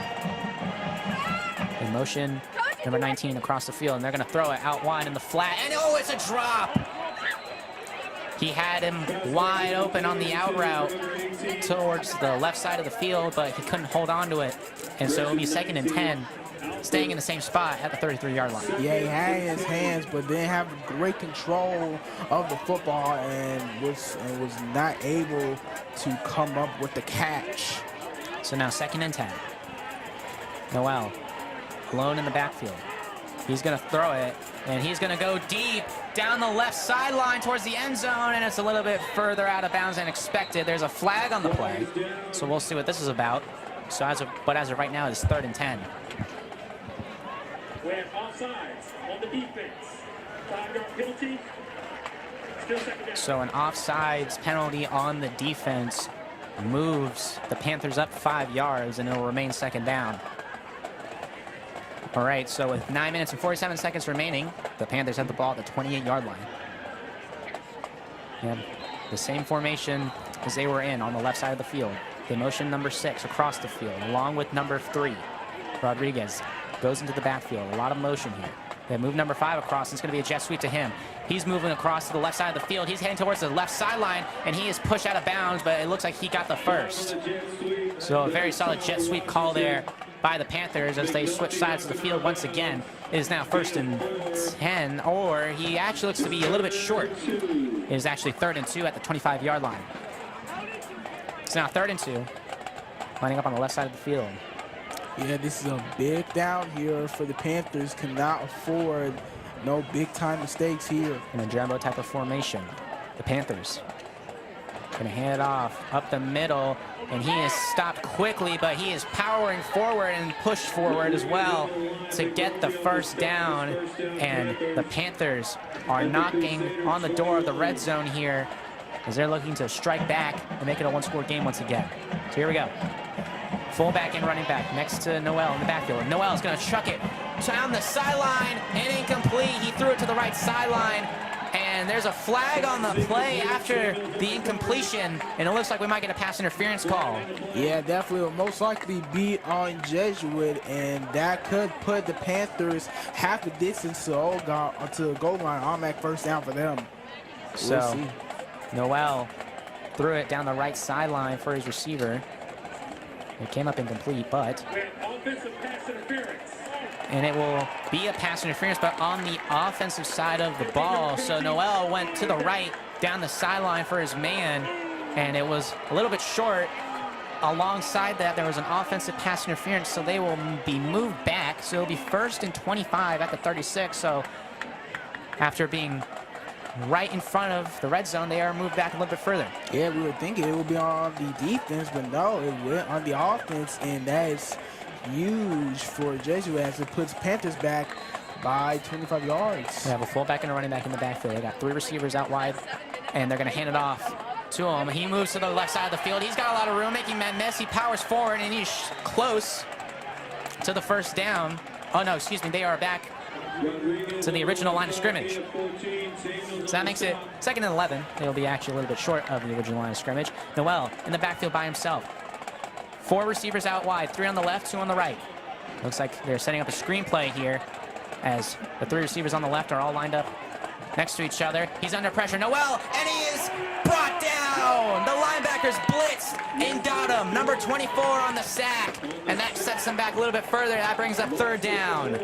Yeah, Wesley Stewart, the senior linebacker, was able to grind him down, and now is a 3rd and long for the Panthers coming up here on this drive. So now 3rd and 20 here as they're set in the middle of the field. They are close to field goal range. We'll see what they're going to want to do here, down by 2 scores. Yeah, they can get enough yardage. They can kick it for a field goal to make it between the 10. 5 receivers, 3 on the right, 2 on the left. Noel alone in the backfield, under pressure, fires on a quick screen. He's got him. He moves towards the middle of the field. He picks up the first down, or at least he's close. We'll see where they spot it, but they are in the red zone, and it looks like they will give it to him, a first down. So that'll be borderline goal line territory. It will be. So 1st and goal at the 9. A very solid screenplay on 3rd and 20 gives the Panthers a new set of downs. So here we go. Noel motions Rodriguez back to the backfield with him. They're going to hand it off to Rodriguez. He moves out wide to the left. He's met quickly. He gets a couple, though. That'll make it 2nd and goal. A very solid screenplay, though, on the play before. Jackson, what do you think worked there? Yeah, the blocking definitely helped him to get that first down, because without blocking, he would have definitely been well short of the first down. So you got to give credit to the Panthers offense on that play there. Okay, so now 2nd and goal at the 7. So a couple yards gained on that last run outside to the left by Rodriguez, and it looks like everybody's just getting set here. We might have a timeout. We do. We'll see who called it. And it's been a very short game by the Panthers. So with 7 minutes and 23 seconds to go, the Panthers have the ball at the 7. It is 2nd and goal. They are currently down 20-7, and they are looking to hopefully get right back to this game. I mean, they're still in it, but down by 2 scores. Start of the 2nd half, that's not where you want to be. Yeah, they definitely would love to get into the end zone to make it a 7-point game as the clock is dwindling here in this 3rd quarter. So now Noel with a running back behind him. They're going to hand it off to him. He runs out wide to the right. He's looking for some room. He's got some room. He powers forward, and he's short of the end zone. That'll bring a 3rd down, but they are very close, at least around the 3-yard line. Very solid run there as he's pushed out of bounds. So now, and it looks like there is a penalty on the offense after that play, so they will be moving backwards a little bit. So it will remain 2nd down. So instead of a very solid run out wide to the right, they will be set back a little bit further, and it will be 2nd and goal once again. Yeah, these holding calls have been hurrying the Panthers in these red zone situations as they have been backed up multiple times in the red zone from either false starts or holding calls. So not great from them. So now 2nd and goal at the 17-yard line. And if you remember, Jackson, in the first half, this was a major turning point around this area where a major interception happened for Strake Jesuit. So if you're the Panthers, what are you looking to do here? Yeah, you definitely want to avoid those costly turnovers there, like that interception, and you want to try to get in the end zone, but definitely want to avoid a flag or a turnover here. Line up on the left side of the field. Noel looking to pass it. He's rolling out right, looking downfield, makes a couple men miss. He runs across the field. He's running backwards to the left. He's got a lot of room. He fires to the end zone and it's caught. Touchdown, Panthers! And an amazing play by their quarterback, Jaden Noel, to draw out the play. It is now 20-13. Yeah, great catch there by the receiver on the Panthers, and what a play there from Jane Noel as he escaped the pressure and was able to find this man, and if they make this field goal right here, it will be a 7-point game. Number 14 on the Panthers, their quarterback, with a very solid play there. And now they're going to go for the extra point to make it a one-score game. The flag is on the play, so the play is blown dead as it looked like a Jesuit special teamer jumped before the play was snapped. We'll see what they call it on there.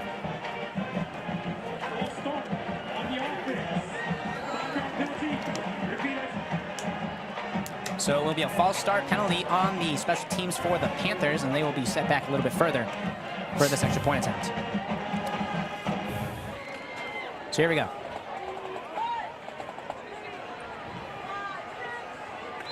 The kicker is getting set, lined up in the middle of the field. Good extra point attempt. This time they just set a little bit further back. Snap is good. Hold is good. The kick is up, and it is through. So it is now 20-14 here with 6 minutes and 52 seconds remaining in the third quarter, and a very solid drive there by the Panthers offense after letting up a very quick touchdown. All right, Jackson, so far we've seen the offenses of both teams just trading blows one after the other. What do you think each defense has to do to stop that? Well, for one, the defense definitely has to be better for Jesuit, especially in those third and long situations, as they were able to, unfortunately, not been able to stop the Panthers offense and was able to give up those long plays there on those third down situations. That's how they were able to get that touchdown. And the Panthers defense, meanwhile, they definitely do better at containing Johnny Hebert from getting those huge plays there, as you saw on the last possession that the Jesuit offense had, as Johnny Hebert was able to get end zone on one play. All right, so now here comes the kickoff from the Panthers. This one is booted deep, and that'll be returned back for a touchback as it lands in the end zone. So now the Jesuit offense starts at their own 25. First play of the second half, I mean, I'd say it wasn't too bad. Touchdown from Johnny Hebert, very solid run. And now they get the ball right back. So obviously, you know, like I said earlier, these offenses have been trading blows. You do not want to fall behind in these type of scenarios where it's almost like ping pong, but for touchdowns. Jackson, obviously, you know, the running game is working, and they've truly shown this entire season that they're not trying to shy away from what makes them strong, their run game. But at what point do you decide to try and switch things up? Obviously, we saw a lot of trickery in the first half, but when do you decide to try and change things up a little bit? Now, if the Panthers do much more better to contain Hebert and Ochoa here, then that's probably a time where you might want to try and get unique here and switch up a play or two. They're going to line up in the middle of the field in the jumbo formation. Johnny Hebert swallowed up by the linebacker. He had a lot of open room, but the linebacker stopped him. Now make it second and medium. Very solid run. So now at the 30, it is 2nd and 5 here. All right. They are lining up on the right side of the field now. And they send Elijah Gassett out wide. Contreras out wide as well. Hebert in the backfield. Fullback right next to him. They motion them again. Another jumbo type of set. They hand it off to Hebert. He's got room. He finds the hole. He's making men miss, and he's tripped up. He's close to the first down. That'll make it 3rd and short at least. We'll see where they spot it, and it looks like they will give him the first down. He falls forward to get the extra yardage. So now, 1st and 10, around the 37. And there's 6 minutes remaining here in this third quarter. And it looks like they are going to set up another type of wildcat formation here. It's been working for them all night with Abear taking the snaps behind center. On the center, Alex Frew. And quick shout out to the offensive line from both teams. They've been very solid with the run blocking tonight against two teams who have really solid defensive lines. As Abear takes a snap, he drops it. He's looking for some room to try and make something happen. He powers forward. He gets a couple, so after the botched snap in the wildcat formation, Abear recovers it. He runs forward for a couple, but that'll make it 2nd and pretty long still.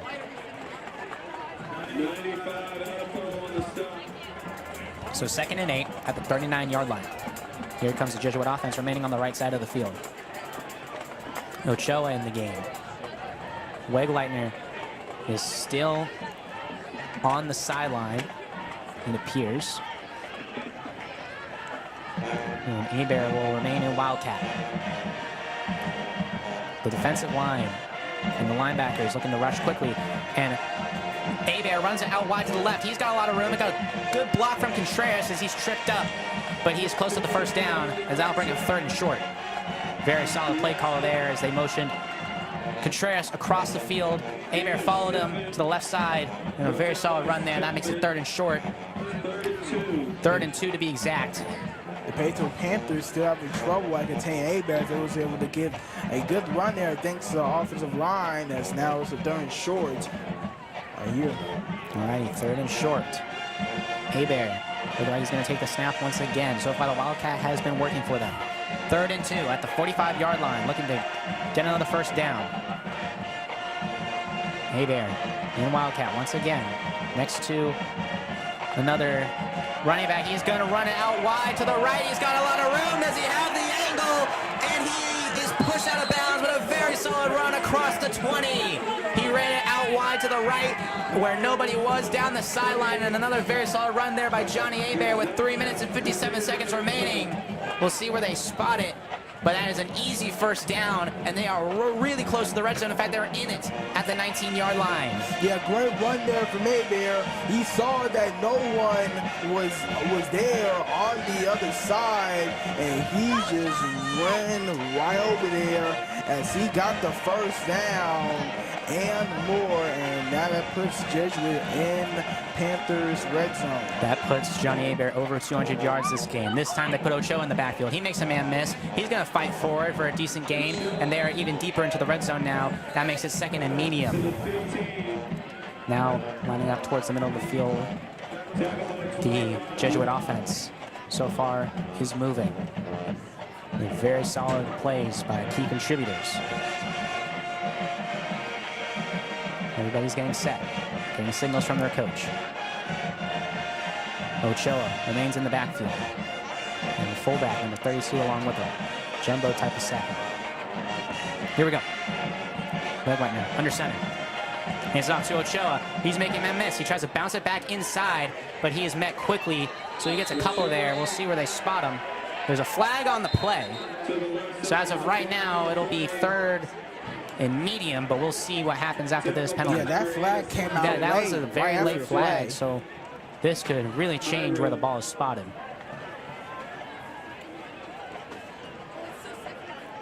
They sub Abear back on the field. Refs coming together to make sure we get the right play, the right penalty call.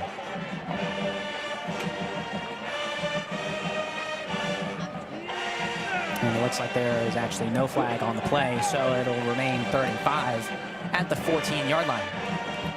So another 3rd down opportunity here for the Panthers defense to try and get the Jesuit offense off the field. And so far, Jesuit has been very solid on 3rd down conversions, and it's not going to be an easy task. So here we go. Lining up in the middle of the field towards the right side of the field. Abear in the backfield. Wegleitner. Next to him, in shotgun. And they're going to toss it out wide to Abear. He's got some blocking. He's looking for some room. He's trying to cut to the outside, and he doesn't have enough. Not enough room for Abear as he tried to run it out wide to the right, but he's shoved out of bounds, and I'll bring a 4th down. It'll be no gain, so 4th and 5 at the 14-yard line here for Jesuit. We'll see what the play call is here. And Jackson, is this 4-down territory? Yeah, look like the offense might stay on the field, and that's looking like what the Crusaders are going to do. Yep, they're going to stay on the field. The student body of Strake Jesuit showing a lot of spirit in their Christmas hats. This is a Christmas-themed day, as they're hoping a little early Christmas gift will come their way in the form of a playoff victory. And it looks like a timeout will be called as Jesuit rethinks their decision to go for it here. 2 minutes and 44 seconds remain at the 15-yard line here for Jesuit in Panthers territory.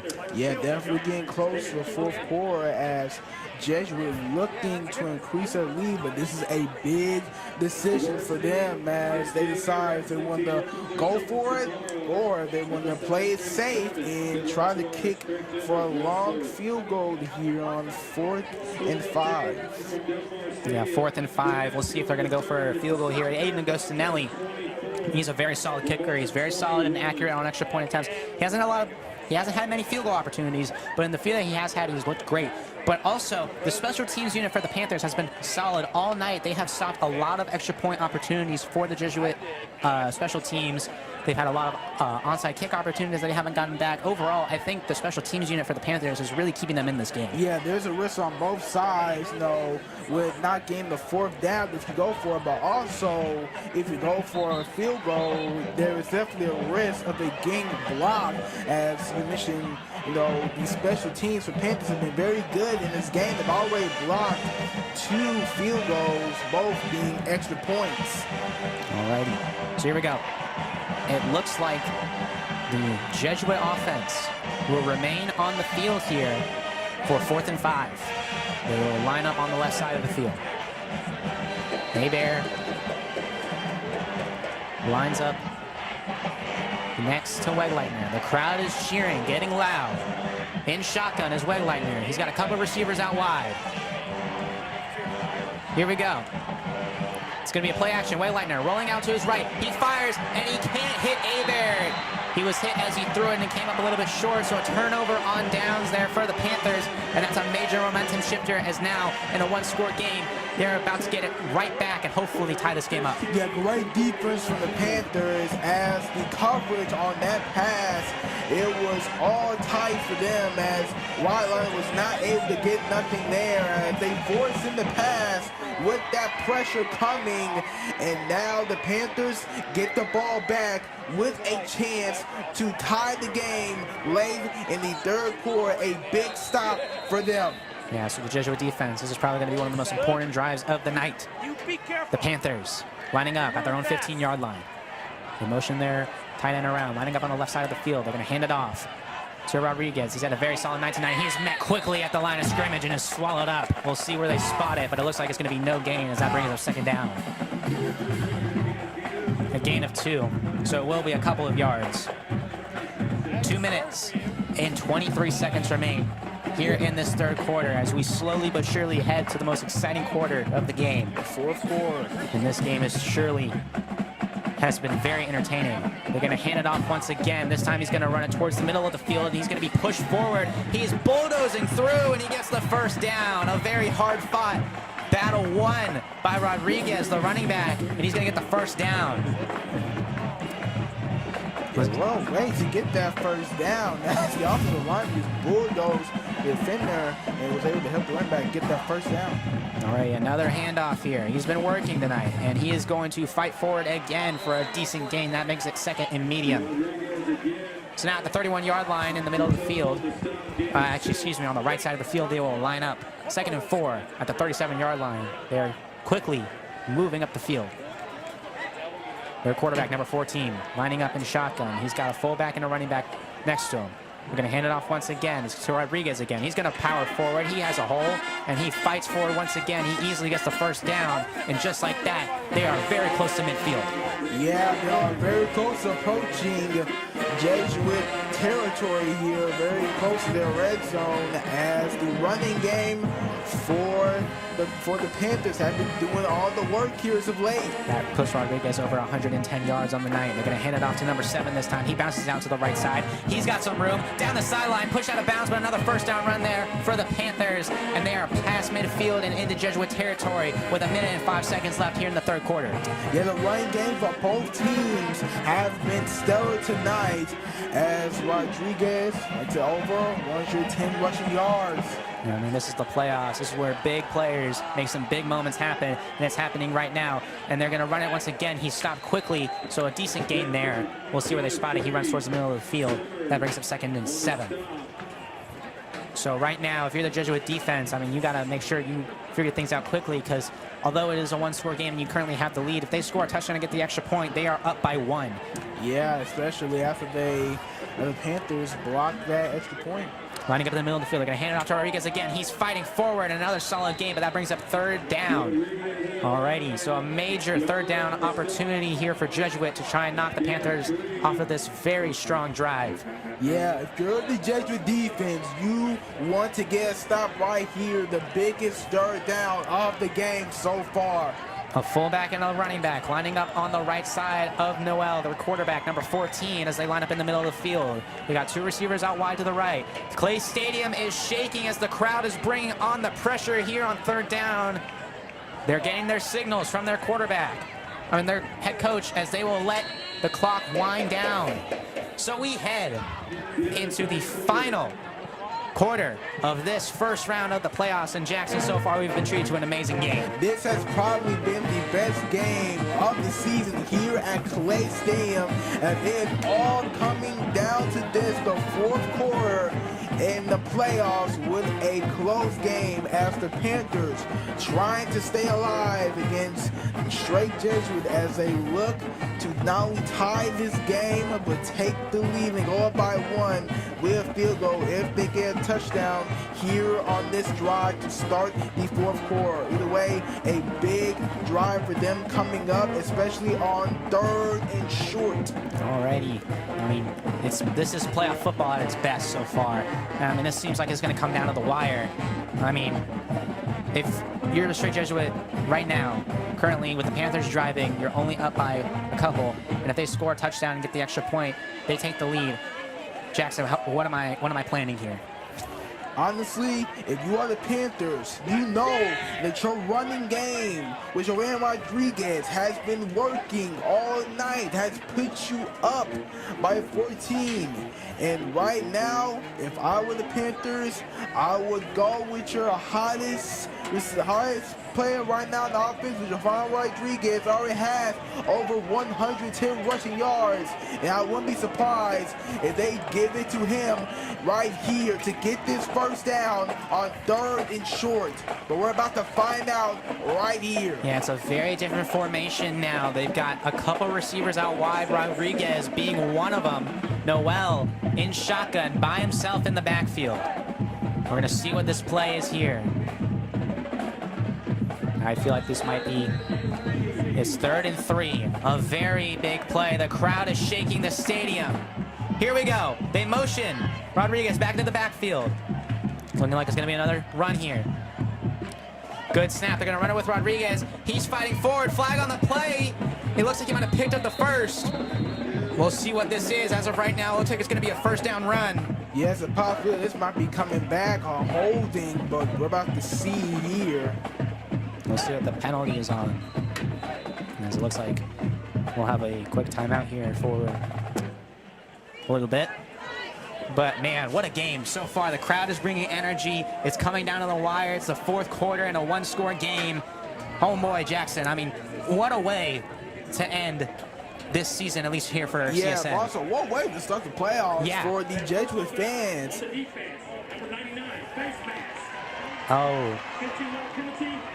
So a face mask on the Strake Jesuit defense. That would be a 15-yard penalty, and the Panthers now are in a perfect position to score. That is a huge, and I mean a huge penalty right there.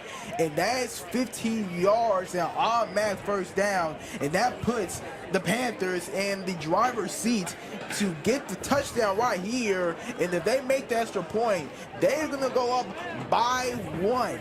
Yeah, I mean, this is going to be one of the closest games we've definitely had all season, if not the closest one. And I mean, so far, the drama, it's already just the start of the fourth quarter, and it's already at a peak. I mean, this has so far been a very entertaining game, but obviously, you know, the Jesuit defense, I guarantee you they're not having as much fun as we are right now. Yeah, I would say of all the games, the Jesuit defense, we have seen them play, this is the one that they have been struggling the most all season, as the Panthers have been pretty good, especially with the running game, as the D-line has been struggling to contain Trent Rodriguez. And with a sold-out crowd from both sides, this is gonna come down to the wire. And one mistake here by either team can define the game. So right now, this is going to come down to the wire. It's going to be a classic. Yeah, obviously, I mean, we've mentioned it a couple times before, but the stadium has been shaking multiple times tonight. I mean, both sides of the stands are just completely filled up with both Panthers fans and Crusader fans. I mean, that's what I love, I think, the most about the playoffs is everybody shows out, and they show out the hardest. Yeah, this is like you can compare the crowd right now to a homecoming game, but with more stakes added with the playoff, of course. But this has been an exciting game, and can't wait to see what happens here in the fourth quarter. We are still waiting to get back out on the field. It appears that there's been an injury, and the medical trainers for the Panthers are attending to him. But so far, I mean, this game is, I don't know how to say it enough, this game has been legitimately one of the best all season. Yeah, but also want to point out the Jesuit basketball season starts tomorrow on this Saturday. Yeah, I mean, that's something to look forward to. The basketball team is always very solid, especially we got some new faces, and this new basketball team has got a mix of seniors, juniors, and sophomores that really bring a lot of diversity into the game style and the gameplay that we're going to be seeing from the basketball team this season. Yeah, absolutely. Can't wait. Yeah, Jackson, are you going to be calling a lot of those games? Yeah, I definitely will, and can't wait to see the fresh new looks of the basketball team for Jesuit as they will start their season and hopefully make the playoffs with them. Yeah. Alrighty. First and 10 at the 17-yard line into the red zone here for the Panthers. They are deep within Jesuit territory, and they are looking to take the lead with 11 minutes and 53 seconds remaining here in this fourth quarter of play. They're going to snap it. They're going to hand it off, and he's going to bounce it out to the left side, and he falls forward past the 10. And just like that, that makes it first and goal. The Panthers offense has been looking, second and 3 is at the 10-yard line. Lining up on the left side of the field. They're going to hand it off to number 7, who bounces it out to the right. He's going to try and power forward, and he gets a decent amount, and that'll definitely get him into goal line range. And that will bring up first and goal at around the 5-yard line, at the 6 specifically. So first and goal at the 6. The Panthers offense has been driving down the field at a very solid pace, and they're looking to capitalize. They're going to hand it off once again to number 7, who's powering forward, and he is stopped a little bit short. Second and goal now. They line up on the right side of the field. They're getting their calls from their quarterback, their coach. So now at the 4-yard line, the Panthers are getting set with 10 minutes and 36 seconds remaining. There's a late substitution here for Jesuit, and a timeout has been called. There's a little bit of confusion between the Panthers offense and the coaching staff. So that'll be their first timeout of the second half. Both teams are now left with 2 timeouts. Alrighty, so Jackson, You're not in the best spot right now if you're the Jesuit defense. What do you do here? The run game has been crushing you this drive, and now they are only 4 yards away from possibly taking the lead, at least tying it. What do you do? You have got to find a way to stop Joven Rodriguez, as he has been great as of late for the Paetow Panthers, and you have to get a goal line stop either way, because even if they are running, Jay Noah has been incredible tonight, and he is definitely a quarterback that will use his legs to get in the end zone. So you have to keep an eye on him if they do try to get a pass play here. But either way, if you're the Jesuit defense, you have to get a goal line stand right here. All right, so here we go. 2nd and goal at the 4-yard line, lining up on the right side of the field. They got a fullback and a running back standing in front of each other. Here we go. They're going to hand it off to number 3, and he's in. Touchdown Panthers, and they tied the game up, and they are an extra point away from taking the lead. And just like that, after an electric start to the second half, Jesuit is now tied with the Panthers. And if they don't get a very special team stop here, they're going to be down by 1 point. Yeah, fortunately, Jesuit was not able to get the defensive stand they were looking for, as Joven Rodriguez able to punch it into the end zone, and Paetow has tied this game. If they get the extra point, they will be up by 1 once again. All right, here comes the extra point attempt. Good snap. Good hold. The kick is up. And it is good. And just like that, the Panthers take the lead right back here in the 4th quarter with 10 minutes and 21 seconds remaining. It is 20-21 Panthers. All righty, Jackson.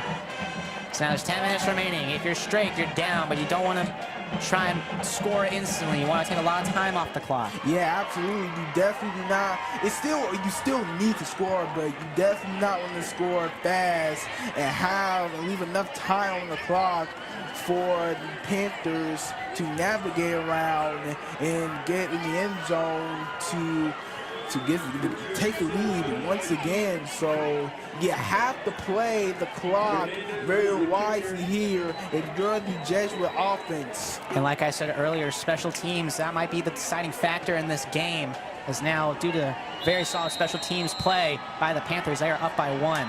So here we go. They are going to kick it off to Strake Jesuit, 10 minutes and 21 seconds remaining. The kick is booted away, and that will land in the end zone once again for another touchback. So now, 10 minutes and 21 seconds remain here in this final quarter of action. The Crusaders get the ball at the 25, and one aspect that I think the Crusaders offense has had that has really made them so elite is the fact that they are really good at running out the clock. And when they have long scoring drives, when they convert their 3rd downs, they really get a lot of time off the clock. So I think if you're just firing on all cylinders right now, you could really be put back in the driver's seat if you could get a really long drive, take off a lot of minutes, and give the Panthers back the ball with at least a lead and hopefully a lot less time left on the clock. Yeah, absolutely, but we're about to find out here as the offense comes out on the field. In a wildcat formation, Abear in the middle of the field. He is going to receive it. He's going to run with it himself. He's looking for a hole. He's got room. He's got a lot of room, actually, down the right sideline. Johnny Abear down the field. Touchdown. Just like that, Strake Jesuit takes the lead right back. And it is 26-21 with 10 minutes and 10 seconds remaining. One play once again for Abear to get in the end zone, putting the team on his back. But you gotta look at the clock here. The Panthers still have enough time to answer back and take the lead, as Jesuit scored pretty fast there with that one play. Very solid play there by the Jesuit offense. And, like we said, you do want to take a lot of time off the clock, but that's also not the worst outcome in the world. It shows that you have a lot of strength in your defense and a very well-run play. That puts Johnny Abear over 280 yards. And looks like they're going to go for 2 once again. They are 1 for 1 on 2-point conversions. But, yeah, like we said, you do want to run some time off the clock. So we'll see if the defense can hopefully have a better stop out there than did last time. But obviously, you just always want to have a lead. Yeah, but not a bad idea to go for 2 here to make it a 7-point game. All right. Alrighty, so they're gonna go for 2 once again. They're 1 for 1 on 2-point conversions. They motion Contreras across the field. Looks like a timeout has been called by the Strake Jesuit offense, I believe. We'll see if I'm correct. It seems like it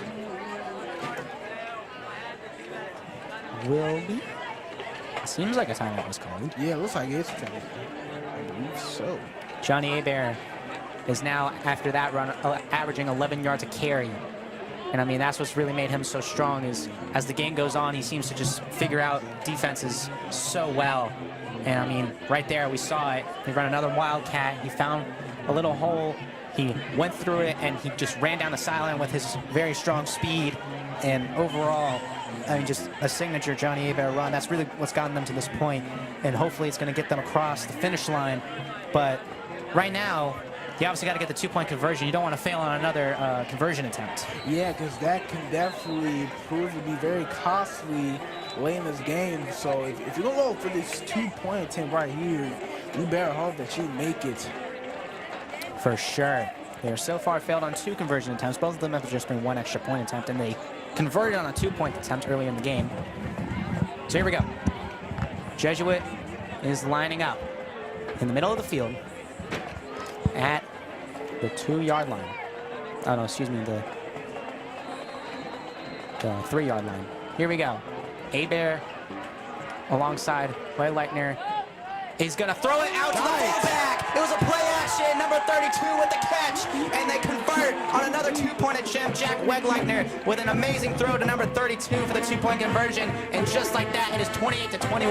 Yeah, Ken Almuro with the 2-point conversion catch to now make it a 7-point game. And now if Panthers get another touchdown, it will at least make it a 7-point game instead of the Panthers being up by 1. A big 2-point conversion there. And now the Jesuit offense are 2 for 2 on 2-point conversions. If you wanted some fireworks these playoffs, you've definitely got some. 28-21 here with 10 minutes and 10 seconds remaining here in the 4th quarter. And right now, if you're the Jesuit defense, you've got another chance to hold the lead.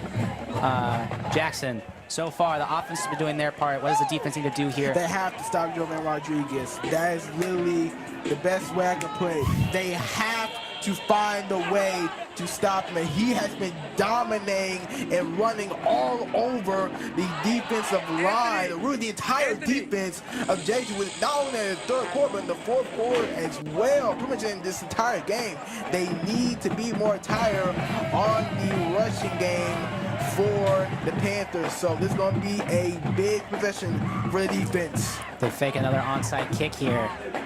Agostinelli now lining up to kick for real this time. Here we go.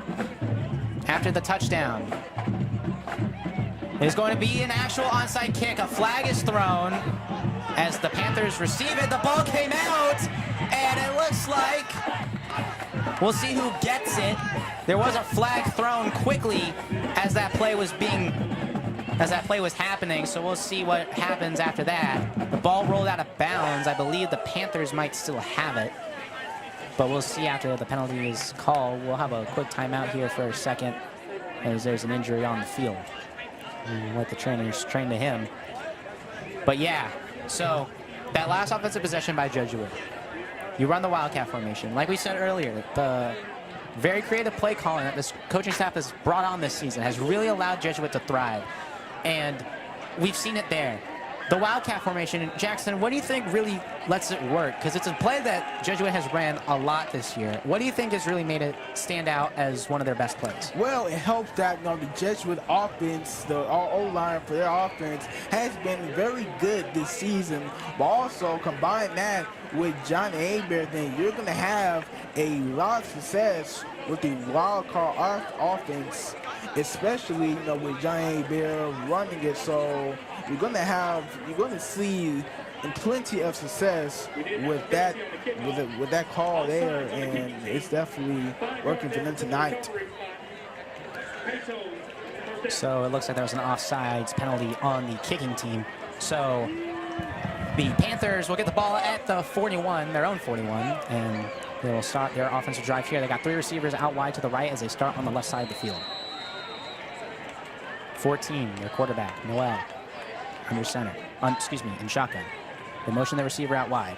It's a high snap above his head, and their quarterback's going to land on it, and he will be pushed way back. A very high snap by the center, a costly mistake, and just like that, it is now 2nd and very long here. Yeah, that is a big mistake there, and not one that you want if you're the Panthers. But one thing they have done well tonight is they have been able to convert the 2nd or 3rd long situation. So we'll see if they can be able to do that right here, as they definitely need one right now. The Panthers are feeling the pressure, and the crowd is putting on even more pressure. Once again, Clay Stadium is shaking.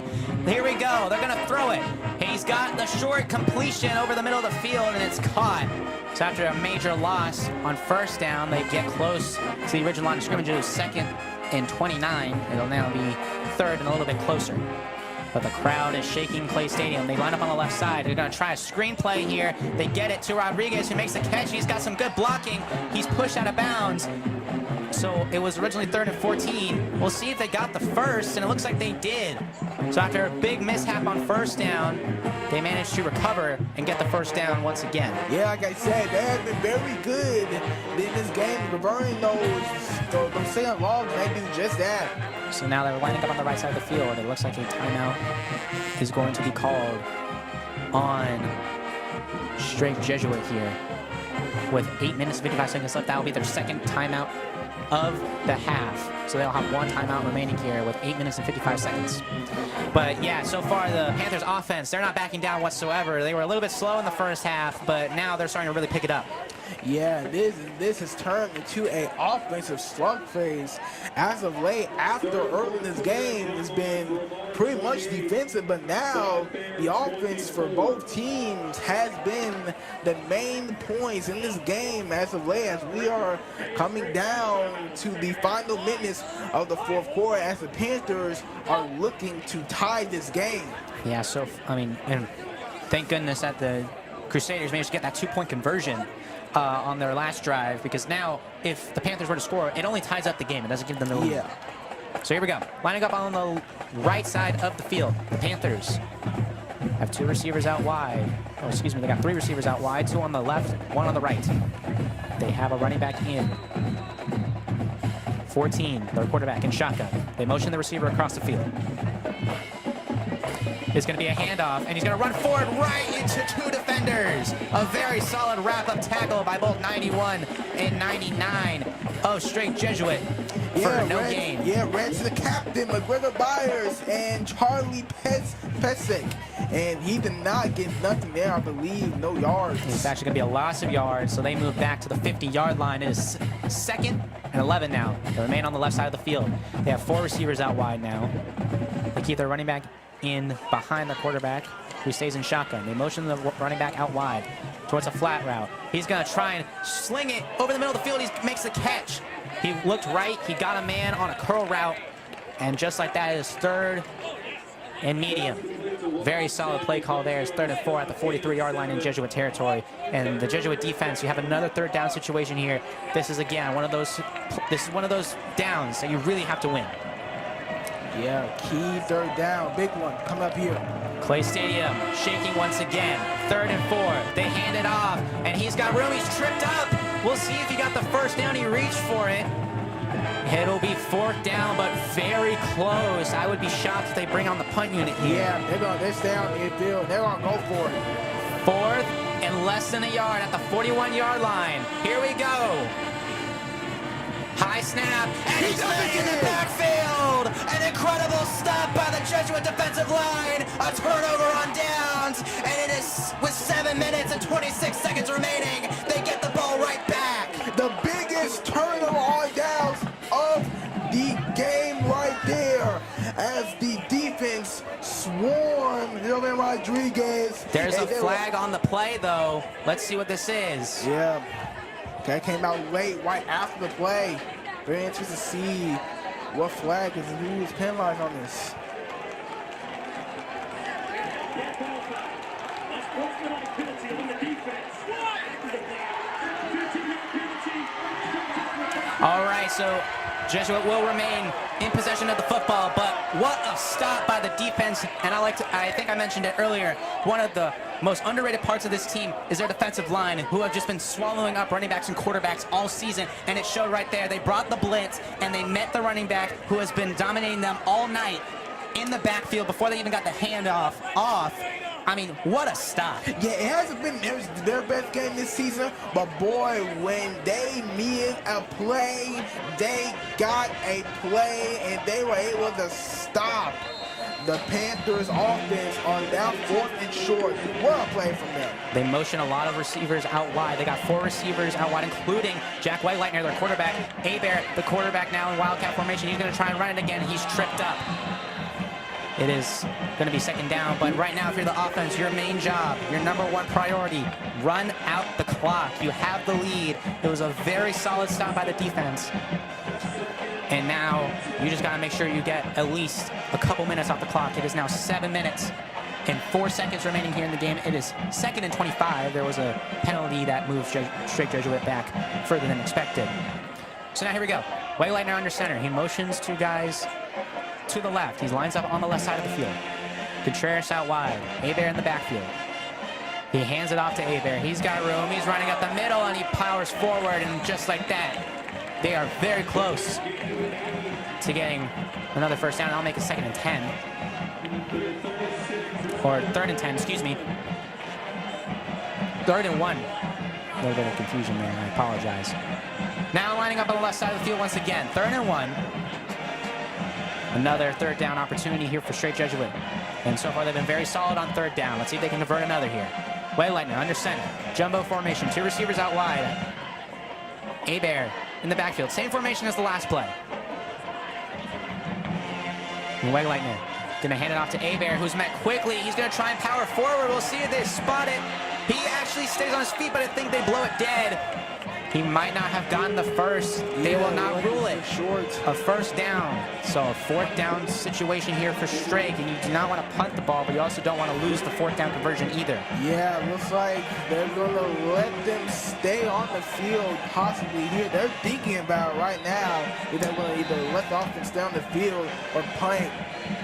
It is 4th and very short. There's a timeout called on the field as it appears there's an injury, so we will take a couple seconds to regroup here for both teams. But it is 4th and very short. This is a very strange predicament. It's late in the game. You have the lead. You just got a major stop, stopping the Panthers in their tracks. Now, Jackson, I want your input here. You don't want to punt the ball away because that gives them 5 minutes and 37 seconds left to draw out the clock and tie the game and possibly go for 2 and win it or force overtime. Or you go for it in your own territory and risk the chance of losing it in your own territory, and then they're right back in the driver's seat to tie a game, and you know, whatever you do here, this is very gutsy because, like you said, if you punt right back to the Panthers, that gives them enough time to waste some clock and get in the end zone to tie the game. But that's okay because it's still tied. But if you don't get right here, if you do go for the 4th down, you don't get, then that gives some great field positioning for the Panthers to go down the field and get a touchdown. But the good thing is it will still be tied and they will not be trailing. That is why that 2-point conversion was so big. It was really big, and so it looks like they're going to go for it. They're going to hope that if they do lose the ball, the Panthers will score quickly, and that'll give them enough time to hopefully drive down the field and win. Let's see what they're going to do here. Hebert and Wildcat on the left side of the field. He's going to try and power forward for the first. He's driving, and it looks like he might have gotten it. We'll see where they spot the ball. It will be a 1st down. They convert on 4th down once again. And with 5 minutes and 28 seconds remaining, they are in the driver's seat. Now the Panthers still have 2 timeouts remaining here, and you obviously don't want to use them now. You still have a lot of opportunities to use them. But if you're the Panthers defense, Jackson, what are you trying to do here? You obviously know they're going to run out the clock, but What do you try to do? Johnny Abear's had a very dominant night. What is your skill you plan? definitely need to get stopped here, because if they go right down the field, get to the red zone, then they will be forced to use a timeout, so they need to get stopped right here. Another wildcat formation with Abear. Abear's got enough room. Johnny Abear down the field, down the right sideline. Christmas has come early here for Strake Jesuit as Johnny Abear gives them the gift of another touchdown. It is now well past 34 to 21. It is 4 minutes and 46 seconds remaining. And you can kiss the chances of the Panthers stopping Abear on that one goodbye, as once again he gets it in there in the end zone with a huge touchdown run. And boy, he's been the Santa Claus for Strake Jesuit football fans here tonight, giving gifts early. It is 34 to 21. They're going to try and kick the extra point attempt to make it a 2-score game. Well, it is a 2-score game. Looks like there's some movement early. A flag comes out. But what a run. Another wildcat formation. Abear got some incredible blocking by the offensive line.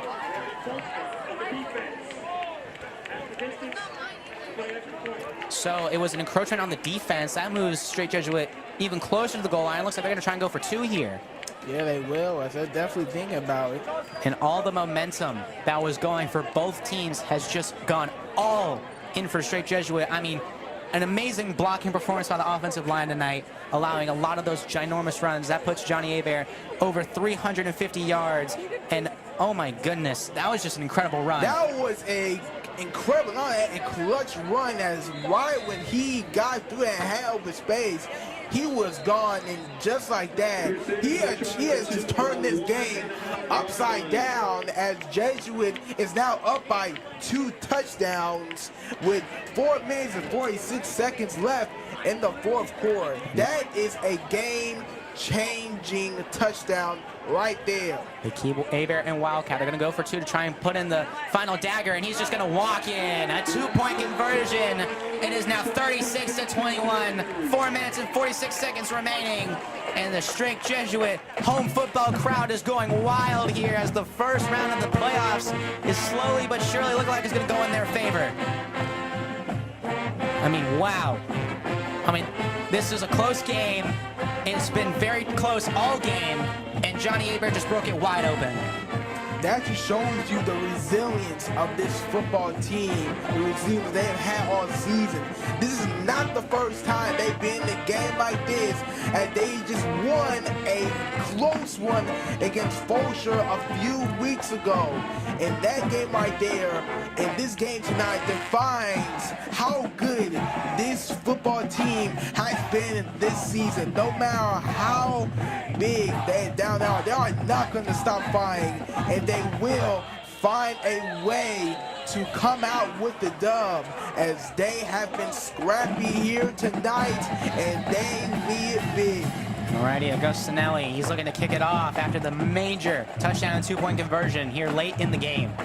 The kick is up, a line drive, that will bounce, and oh, he muffed it at around the 10. He's gonna try and return it. He'll get a couple back. Then he's swallowed up, so he won't get much after muffing the original recovery. So that ball will be placed a little bit past the 10, a little bit past the 15-yard line. Goes to the 20. With 4 minutes and 36 seconds remaining here in the fourth quarter, the Panthers need to do something fast. Like, you need to score quick.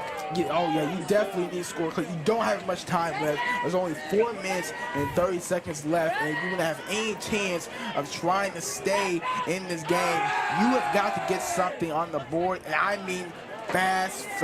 You cannot waste any time here. And here's where probably one of the most underrated aspects of the defense is going to come into play. The secondary that has been so strong all season. There's going to be a lot of throwing, and they're going to run it here with a quarterback on a QB option. He's brought down quickly, and they're trying to strip the ball away. I think they blew him dead. But yeah, obviously, you know, you're going to try and score. You got to pull out a lot of trick plays, but obviously you're going to want to try and push the ball downfield, and the number one way to do that is through passing.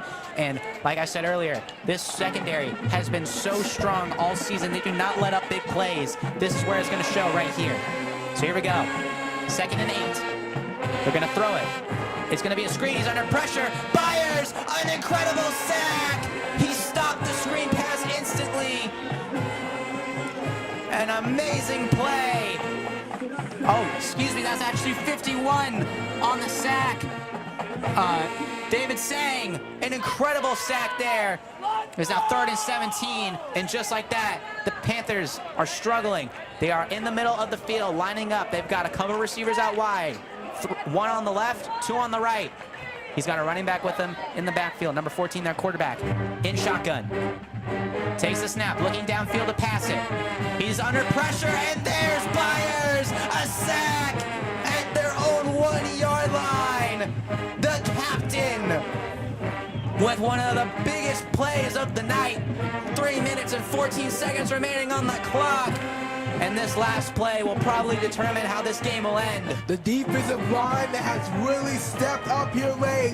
Back-to-back sacks by David Sang and the captain, McGregor Byers. And things for the Panthers are looking bleak, as whatever happens on this play right here will decide their fate. 2 minutes and 54 seconds remaining. 2 timeouts left for the Panthers. Well, actually, excuse me, 1 timeout left for the Panthers, as they call it right here. That is the 4th sack of the night. Zaccardo with a sack. Stewart with a sack. Sang with a sack. And Byers with a sack. And, you know, obviously, it wasn't the cleanest game on defense, but the defense has surely been the biggest factor of tonight's game, with that clutch stop on 4th and 1 and these 4 sacks tonight that have really put all the momentum in Strake Jesuit's favor. Yeah, it truly has. They were not pretty to start the game, especially in the second half, but when it got to the key moments, especially with that 4th and short, they really stepped up with some key plays like those sacks and the stop on 4th down to get turnovers on downs to give the Jesuit the ability to put this game away. So now at their own 2-yard line, it is 4th and 26. This will probably be the deciding play. The Panthers gonna have to dig deep in their bag of tricks for this one. Lining up on the left side of the field. They've got 4 receivers out wide to the right, 1 receiver out wide to the left, no one in the backfield. Their quarterback under heavy pressure, rolling out, buying time, fires, and it is incomplete. Or was it? Not being intercepted. It was intercepted, tipped away by the safety, and an amazing tip drill. And Strake Jesuit is 2 minutes and 54 seconds away from sealing another home playoff victory in back-to-back years. What a late clutch performance from the defense. Back-to-back sacks and a tip drill interception, and that just might seal the deal for Jesuit. Jack DeToto, the linebacker, with what will possibly be the game-sealing interception. The Panthers still have 1 timeout here, but you're down by 2 scores, and you're about to hit the 2-minute warning. Jesuit just needs to run out the clock and get a couple more first downs. Yeah, they only need 1 or 2 to waste all of the Panthers timeouts, and if they can do that, all they have to do is just run out the clock, and they can end the game from there. So I don't think we mentioned it too much yet, but this is going to be the final CSN broadcast for this Strake Jesuit football team. And I mean, Jackson, this is going to be your last football game. How do you feel about this being the final one? I would say it was a great game. It really was. I mean, what a way to cap it off high school-wise, but also for the season for CSN. Definitely the best game on this stream. Well, say the CSN, but you know, could become stream. But either way, the best game of the season on the platform. And how we've had the Fulsha game on CSN, that definitely would have been one of the best. But either way, what a great win for the Crusaders, as they had to dig deep and fought very hard to get this win against a very good Paetow defense and offense that did not go down without a fight tonight. Alrighty, so now lining up on the left side of the field are the Crusader offense. They just need a couple of plays to run out the clock. Hebert in the backfield, Whiteleitner in a shotgun. He motions his receivers out to the right side of the field. Gonna hand it off to Johnny. Johnny looking for some room. He's tripped up. He gets a couple though. That'll bring up 2nd down. And we will stop play here for a second, as it looks like there will be a injury timeout here. So we will take a break for a second here. And man, so far, obviously, you know, you just got to get through these final few plays here.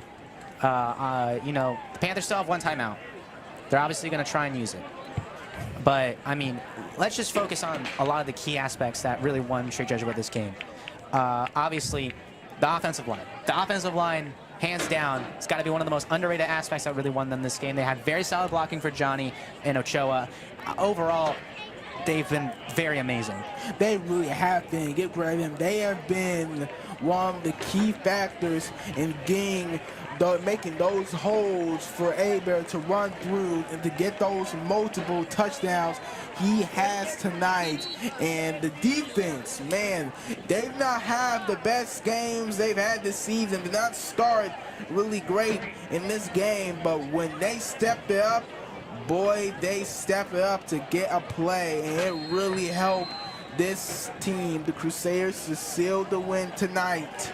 All right, so now back on the field. 2 minutes and 37 seconds remain. And a jumbo type of set.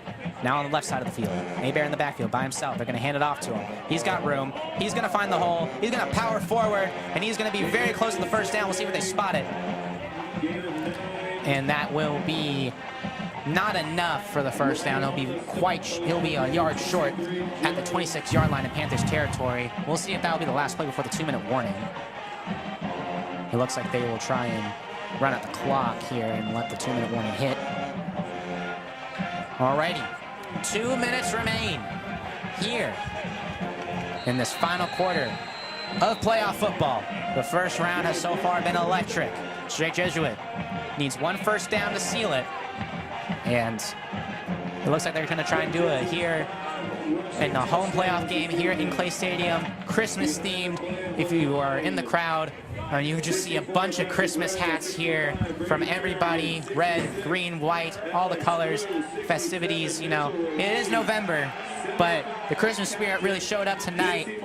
And hopefully that is going to push them enough to get the win here and move on to the second round of the playoffs. It really has, and this was definitely the best game to put out those Christmas stuff on, and especially the highlights. There was spirit dress today associated with this game, and it has lived up to the hype as a very close game from start to all the way to the fourth quarter. I mean, you know, you always got to love the student body showing up and showing out, showing all the team spirit, especially during these playoff games. And, you know, the last 2 seasons have been very successful for Strake Jesuit. And, I mean, the student body has never been more excited, at least in a long time. I mean, you can feel it every day from going to class to going to this game where the stadium is shaking almost every other play. I mean, shout out to all the people who have attended this game. It was very exciting to feel the energy going on as Jesuit is now looking to get the first down here. Abear and Wildcat, they're going to motion Contreras out wide. Abear, he's got room, and he's going to easily pick up the first. He goes down after pushing it out wide to the left. An easy first down there. The clock will continue to run. They are in the Panthers' 19-yard line. 1 minute and 47 seconds remaining, and a couple more plays to just draw it out. As Strake Jesuit, for the second straight year, is going to move on in the playoffs. What a team, and what a season. Obviously, us here at CSN, sadly, we will not be able to continue to show this run, but what a ride to see this team through all the highs and lows. Undefeated district champions, and now a couple more plays away from moving on as Abear falls forward for another decent gain. It might be one of the last plays of the game, man. Won't be surprised if they would just kneel it for the rest of the way. We will have a short stoppage here as there's a injury on the field. We will let the trainers handle that. I want to give a shout out to the studio, though. Guys up there, you know, Stanley, Thomas, but also Mr. Doherty for making this stream happen. Because without them, we wouldn't be not having the stream tonight. But also want to give thanks to George for doing the stats and also the Spark night. But also for you, John. Thanks, for being, Jax. yes, for being one of the main guys. I mean, besides me tonight, doing main thing. Commentating man, this was definitely the best game of the season we've had on CSN football-wise. I would say so. It was close the whole way, and then Strake Jesuit pulling it out towards the end. I mean, obviously an incredible game. But yeah, I also want to shout out all the guys in the booth all season.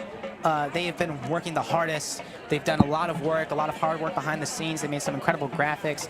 Really shout out to them. If it wasn't for them, these streams would not have been possible all season. And Jackson, I really want to thank you. I think I've been partners with you the longest this season. And I mean, you and I feel like we've had some incredible games. We've commented on some good games, we've commented on some bad games. But overall, I think this is a great way to end the season off here at CSN. Yeah, it really has. And go basketball right around the corner. That will be on CSN earliest 2 or 3 6. So can't wait to see what the basketball season for the Crusaders has to offer. For sure. So now 1 minute and 9 seconds remaining.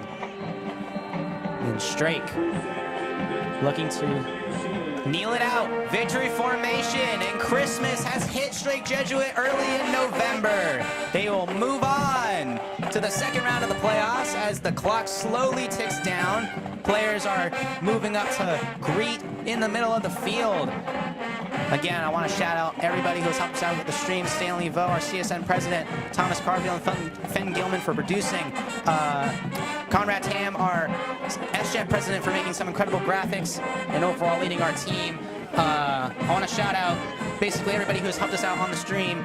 I want to shout out everybody who's tuned into this stream. Thank you all for staying with it, watching this incredible, hearing us talk about this incredible game. I want to thank our pal George here, keeping some incredible stats. And yeah, so far, I mean, what a way to end the season here at CSN. We thank everybody who has tuned into every stream this year, who has tuned into every pregame show, who has said hi to us, who has said good messages to us about how we've been performing. Thank you all so much for tuning in. I'm John Cogan. And I'm Jackson White. And we will see you all next season.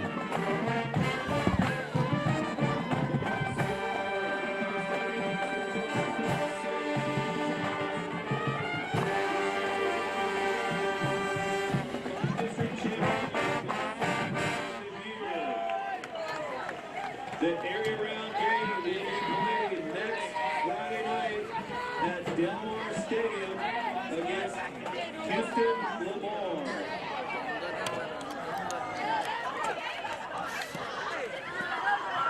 Hey, free plum shirt.